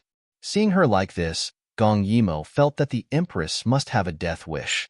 Perhaps in her last life, it was because she took all the blame with her death that the emperor did not remove Gong Che from the position of crown prince. Looking at her now, it seemed that she would really do that. When the empress saw her, she was no longer as dissatisfied as before. Now, all the civil and military officials in the court were on their side. Only Gong Yimo, the vile spawn that she used to despise, could speak for her son. Thinking of this, she dismissed her confidence and actually knelt down in front of Gong Yimo. Gong Yimo looked at her actions and raised her eyebrows. Mother, why do you have to do this? Could it be that the situation had deteriorated to this extent? Well, if there was still a chance, Gong Che would not have lost his mother so early in her last life. The empress's expression was solemn. Seeing Gong Yimo's resistance, she gritted her teeth and kowtowed to her. The moment she lowered her head, 2 clear lines of tears fell. She was indeed a cowardly empress. If there was no Gong Yimo, she would have gone to beg Imperial Concubine Long. But compared to Imperial Concubine Long's viciousness, the young Gong Yimo was obviously more compassionate. So she could kneel down and beg for her son's sake. Gong Yimo knew what she wanted her to do, but in the face of imperial power, she admitted that as a non-biological princess, she could please the emperor, but she could not change the emperor's decision or even influence the emperor's will unless she did not want to live. 7th Princess, everything that happened in the past was all my fault. I was the one who tried to harm you time and time again, and I was also the one who wanted to steal the disaster relief supplies this time. But, I beg you, for Che-er's sake, please let go of your former enmity and save Che-er's life. Her posture was as low as dust, and her every word was filled with grief and sorrow. Gong Yimo sighed. Empress, let's not beat around the bush. I am not father's biological child.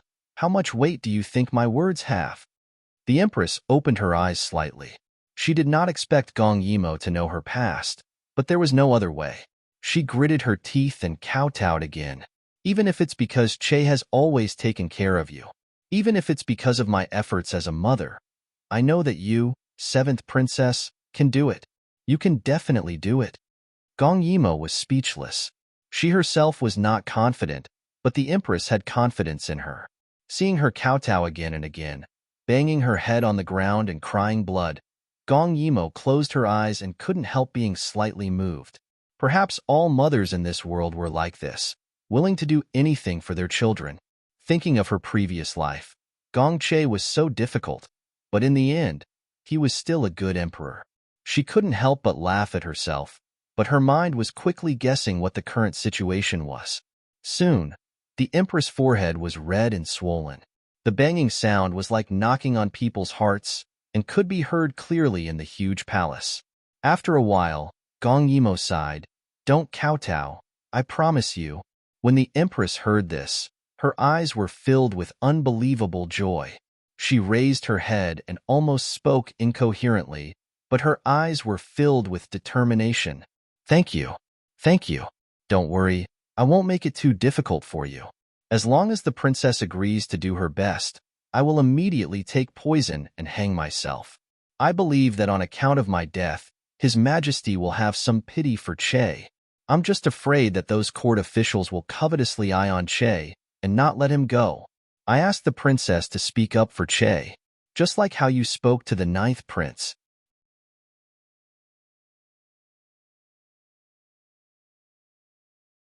Chapter 41. Her words made Gong Yimo feel a little annoyed. Looking at the Empress's expectant eyes, she slightly pursed her lips. In her previous life, what she did for Gong Che was no less than what she did for Gong Dai in this life. But how did he repay her? But when she thought about how she discovered Gong Che's secret a few days ago, and how Gong Che did not kill her in the end, Gong Yimo's heart was somewhat unbearable. Thinking of this, she suddenly smiled. I said, I will help you. Hearing this, the Empress's eyes lit up. I also promised you that I will do my best to protect Brother Crown Prince and the Liu family, but your father, forgive me for not being able to help. She said it very straightforwardly. After all, this matter was their fault, and it was impossible for there not to be a scapegoat. And with her understanding of the Emperor, this was the limit of what she could do. Thinking of her father who occasionally had white hair, the Empress fiercely gritted her teeth. She knew that this was not the time to hesitate. With tears in her eyes, she fiercely said, yes. Also, Gong Yimo saw that her gaze gradually fell elsewhere. This time, I will help you, but it is very likely that I will also lose my life. So no matter whether it succeeds or not, as long as you are alive, you have to promise me one thing. I won't mention it now, but in the future, I will ask you to do one thing. Of course, it will not harm your and Gong Che's interests. Do you agree? I agree. Good. Although she was very clear that this time, it would not bode well for her, but once she made the decision, her heart was still somewhat heroic. Challenging the imperial power? This kind of thing, she had not done for a long time. The debate in the main hall had already reached its climax. Gong Che's confession was of no use, and was quickly drowned in the crowd's saliva. Your Majesty, since the Crown Prince believes that this matter was caused by him, he is willing to bear the responsibility. Your Majesty, please dismiss the Crown Prince and set up another East Palace. After he finished speaking, the crowd echoed. The Emperor felt a big headache. These people were forcing him to dismiss the Empress and abandon the son. Gong Che knelt beside the Right Prime Minister, and the Right Prime Minister kept kowtowing and begging for mercy. He raised his head and lamented, Your Majesty is wise. This matter has nothing to do with the Crown Prince and the Empress. This sinner has been bewitched by others and has been possessed. This sinner is a sinner. At this moment, Gong Che's face was ashen. Zwatong's men had come prepared. He had been too naive. The other party's target had been him from the start. However, he could not abandon his grandfather and mother for the sake of his own status. The heavens really want to destroy my Liu family. Right Minister's sorrowful sigh rang in his ears. Gong Che seemed to have made some kind of decision. Looking at the Emperor, he slowly said, All of this happened because of me. I am willing to bear all of the blame. I beg Father to be lenient and let Mother and the Liu family go. As he spoke, he kowtowed heavily. He had already made up his mind to die, because once he lost the position of Crown Prince, he would definitely die. However, if his death could save the Liu family, it would be worth it. However, for some reason, the moment Gong Che kowtowed, he thought of another pair of lively eyes. If she was here, would she be worried for him? Just as the discussion in the hall was getting heated up, a burst of brisk laughter sounded. Why is it so noisy? I heard it from afar. Hearing Gong Yimo's voice, Gong Che's expression changed. He didn't want Gong Yimo to come to help him, because he was in deep trouble now. He would die if he approached. Gong Yimo indeed didn't even look at him and walked straight to the Emperor. When the Emperor saw her, his brows subconsciously relaxed. He angrily said, What are you doing here? Her appearance now wasn't a good thing. This wasn't the study room for discussion. Those red-eyed courtiers were attacking indiscriminately. As expected, a minister from the Ministry of Rights said angrily, Since ancient times, The harem can't interfere with politics. This isn't a place for the princess. Please leave quickly. Gong Yimo narrowed her eyes at him and exclaimed, Aya, I remember you. During the last West Province court meeting, you said that you wanted to withdraw 50,000 troops from West Province. How is it? Does your face hurt now? She pointed at her face, her eyes cold. Women can't interfere with politics? What was the idea of the Jingtsu you came up with? Were you the ones who saved the people from fire and water? If it wasn't for this princess, you would have to withdraw your troops. When the borders were on fire, you would be sinners for all eternity. After receiving benefits from this princess, you want this princess to scram? Why didn't you say that when you came up with the idea? She was very rude with her rebuke, and all the courtiers in the hall glared at her. She wasn't afraid either. She raised her chin and glared back at them one by one. Emperor Gong sighed speechlessly. Immerse, don't make trouble. Gong Yimo hurriedly turned back and stuck out her tongue at the emperor. She said seriously, Imperial Father, this subject's son isn't making trouble. This subject's son is here for proper business. Oh? Emperor Gong knew that this daughter of his would definitely not shoot arrows without reason. What business? Gong Yimo leaned on the emperor's side, and when she heard that, her expression became furious. It's him. She pointed her finger at the kneeling Right Prime Minister. Right Prime Minister sobbed and closed his eyes. In the face of Gong Yimo's accusation, the originally dissatisfied courtiers all quieted down. Only Gong Che looked at her in disbelief, as if he didn't believe that she was also here to add insult to injury. Thinking of his earlier worry, he couldn't help but secretly laugh at his own stupidity. This imperial sister of his, she wouldn't wake up early if there were no benefits, right? She was doing this now to pave the way for Ninth Imperial Brother's return in the future. How nice. Gong Che's gaze became colder as he looked at Gong Yimo. How nice. She could do this for Ninth Imperial Brother, but completely disregarded the little bit of affection between them. Gong Yimo's scalp went numb from his gaze, but she didn't even look at him. She pouted and said to the emperor, this princess didn't expect that there would be such a black-hearted person in this world. Even the relief materials were so harsh. In the end, the matter was exposed and it implicated the crown prince. He's not worthy of the crown prince's closest relatives. Her words stunned everyone. The first to be alerted was the Right Prime Minister. He looked at Gong Yimo gratefully. He didn't expect that this princess was actually here to help him. The Right Prime Minister felt that something was wrong when he heard that. His main point was to overthrow the crown prince. If the crown prince was taken away by Gong Yimo, then what was the point of him jumping around? Princess's words are wrong. If it weren't for the crown prince and empress's protection, how could he have such great ability and ambition? Your Majesty, the crown prince is very suspicious in this matter and should be thoroughly investigated. Is that so? Gong Yimo snorted and turned to say to the emperor, Imperial Father, you know me. Other than eating and drinking, I don't know anything else. How could I know about the past custom of harshly demanding relief materials?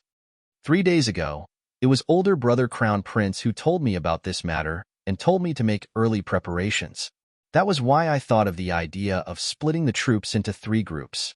Older brother Crown Prince, in order to help me and contribute to the court, ordered people to escort me all the way to Shirley Pavilion. It can be seen that the Crown Prince didn't know. If he really was in cahoots with the Right Prime Minister, why would he remind me?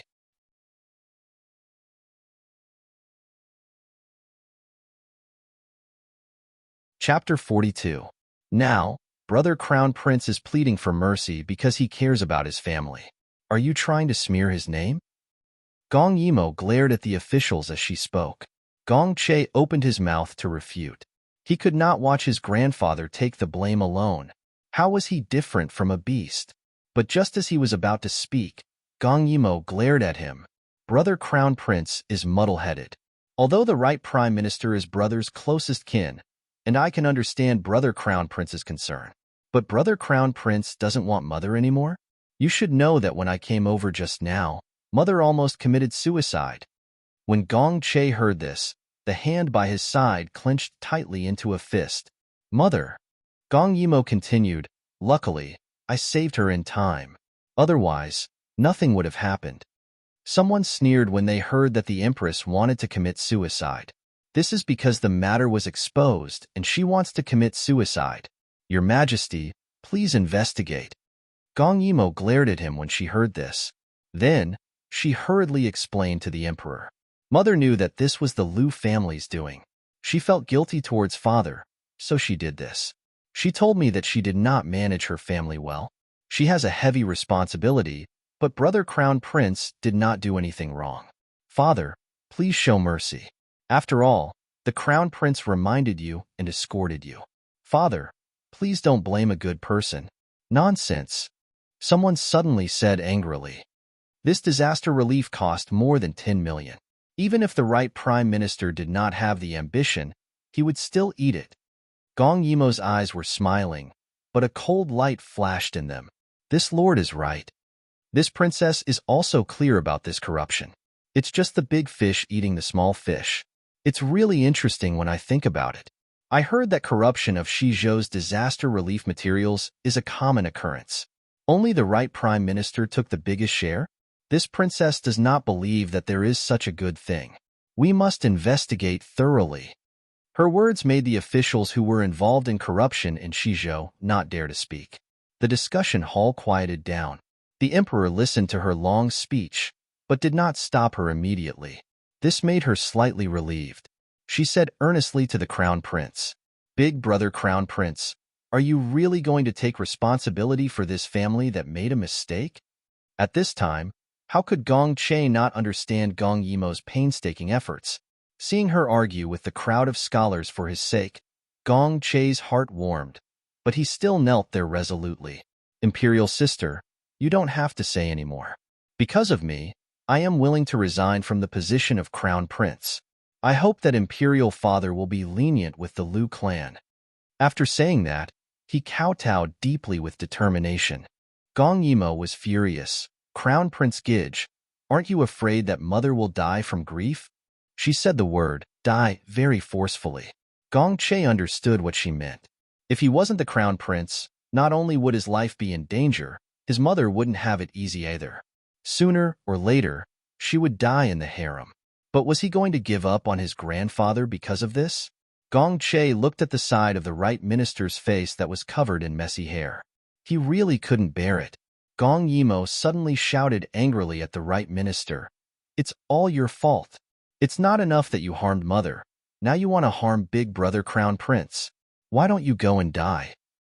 Her words made the right minister feel blessed. He looked at Gong Yimo. The little girl in front of him had a serious expression. It was obvious that she would really do her best to help the crown prince. That was enough. The right minister's tears flowed down his face.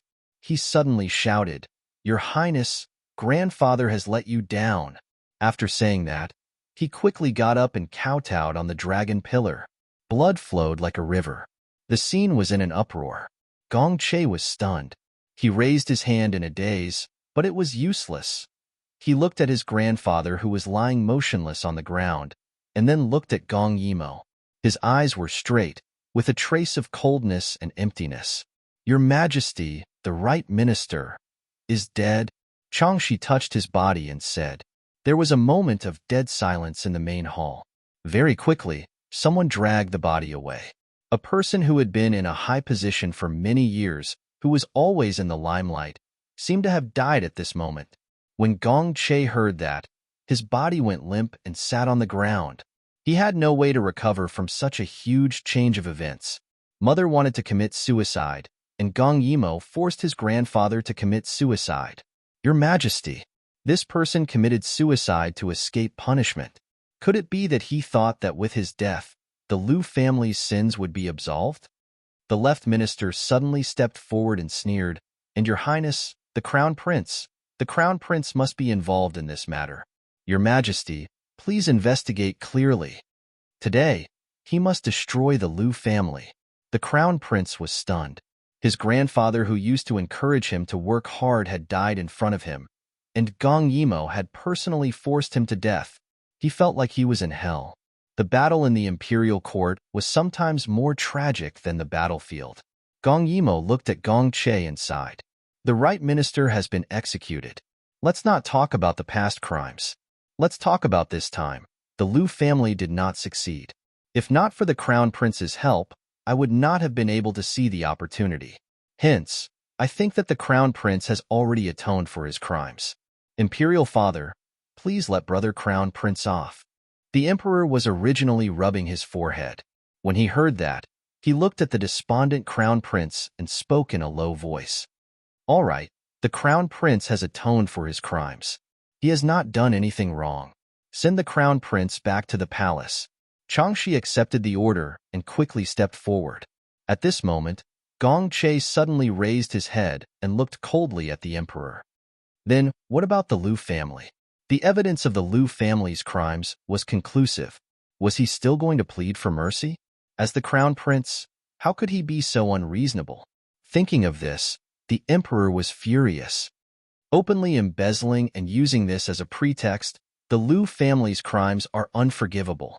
When Gong Che heard this, he once again shook off Changshi's hand and deeply buried his head in the ground. His voice was choked with sobs. Imperial Father, this matter has not been settled. Moreover, I believe that the Liu family is not the repeat offender. I beg Imperial Father to investigate the truth and not rashly convict them. Give the Liu family justice. At this moment, someone from the Ministry of Rights laughed and said, Your Highness, the Crown Prince's words are interesting. Do we have to wait for the matter to be settled before we can punish them? The Liu family is a relative of the imperial family, yet they knowingly broke the law. They should be punished even more. His words made the Emperor's expression turn even uglier. He waved his hand. What are you waiting for? Send the Crown Prince back to the palace. Gong Yimo was anxious. In her previous life, Gong Che, who had lost everything, lived such a hard life. Since she had already agreed to help him, she did not want him to make the same mistake in this life. Therefore, she quickly knelt in front of the Emperor and said loudly, Imperial Father, although they have all broken the law, depending on the severity of the case, they should be sentenced differently. Since the Liu family's scheme has failed and Prime Minister Liu has atoned for his crimes with his death, Imperial Father, please let the Liu family off this time. The Emperor was in a fit of anger. When he saw that Gong Yimo dared to go against his decision, he narrowed his eyes dangerously. Shut up. It seems that I have spoiled you too much. You actually dare to question my decision? The heavy pressure of the Emperor made Gong Yimo a little breathless. She understood that pleading for leniency would only make things worse. However, the words had already been spoken, and she could not take them back. She took a deep breath and forced herself to calm down. Imperial Father, you often say that it is important to establish the country, and to pacify the country, it is important to be humane. Why can't you give the Liu family a way out? Impudent. She had rebelled. She had really rebelled. She actually wanted to lecture him? The Emperor was furious and said angrily, What are you waiting for? Take the princess away. She is forbidden from entering Taiji Palace.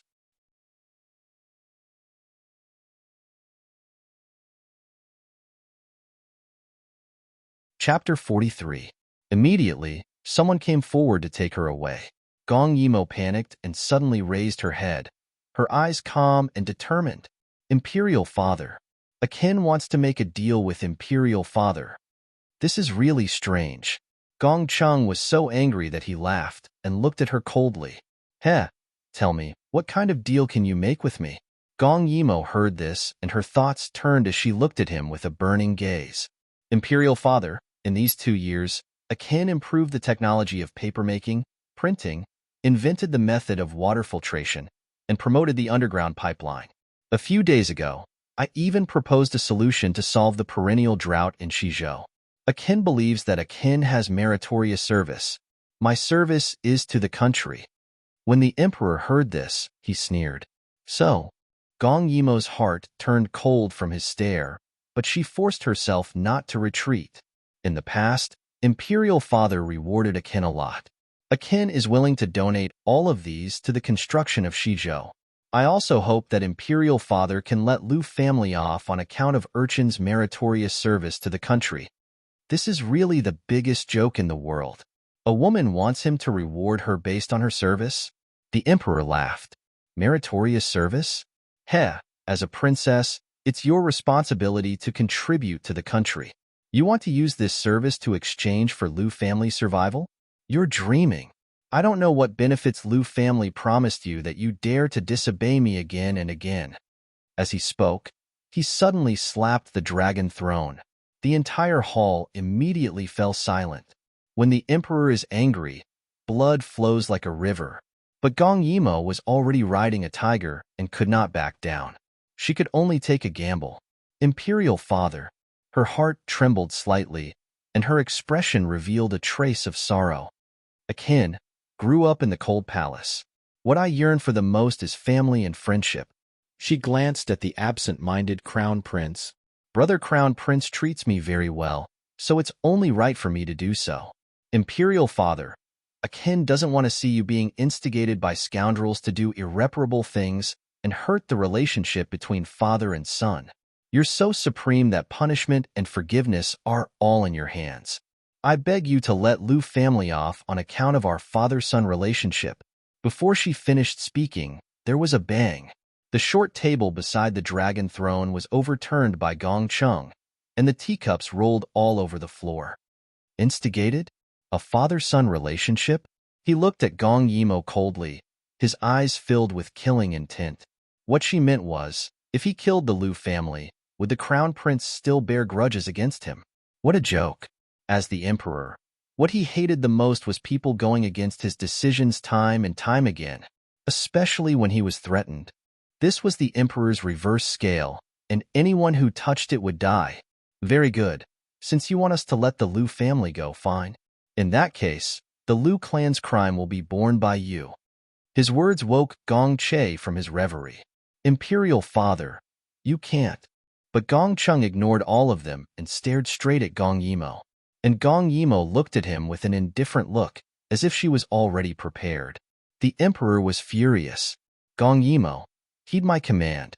You disobeyed your superiors time and time again. As a woman, you interfered with the imperial court. Your crime is unforgivable. From today onwards, your title and position will be removed, and you will be demoted to a commoner. You may accept my command. The emperor's decree made everyone unable to believe it. Even Chang she couldn't bear to look at Gong Yimo.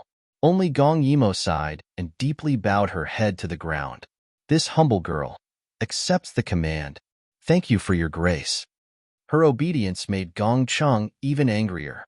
He hurriedly stood up and strode out of the hall. Soon, someone came to take Gong Yimo away.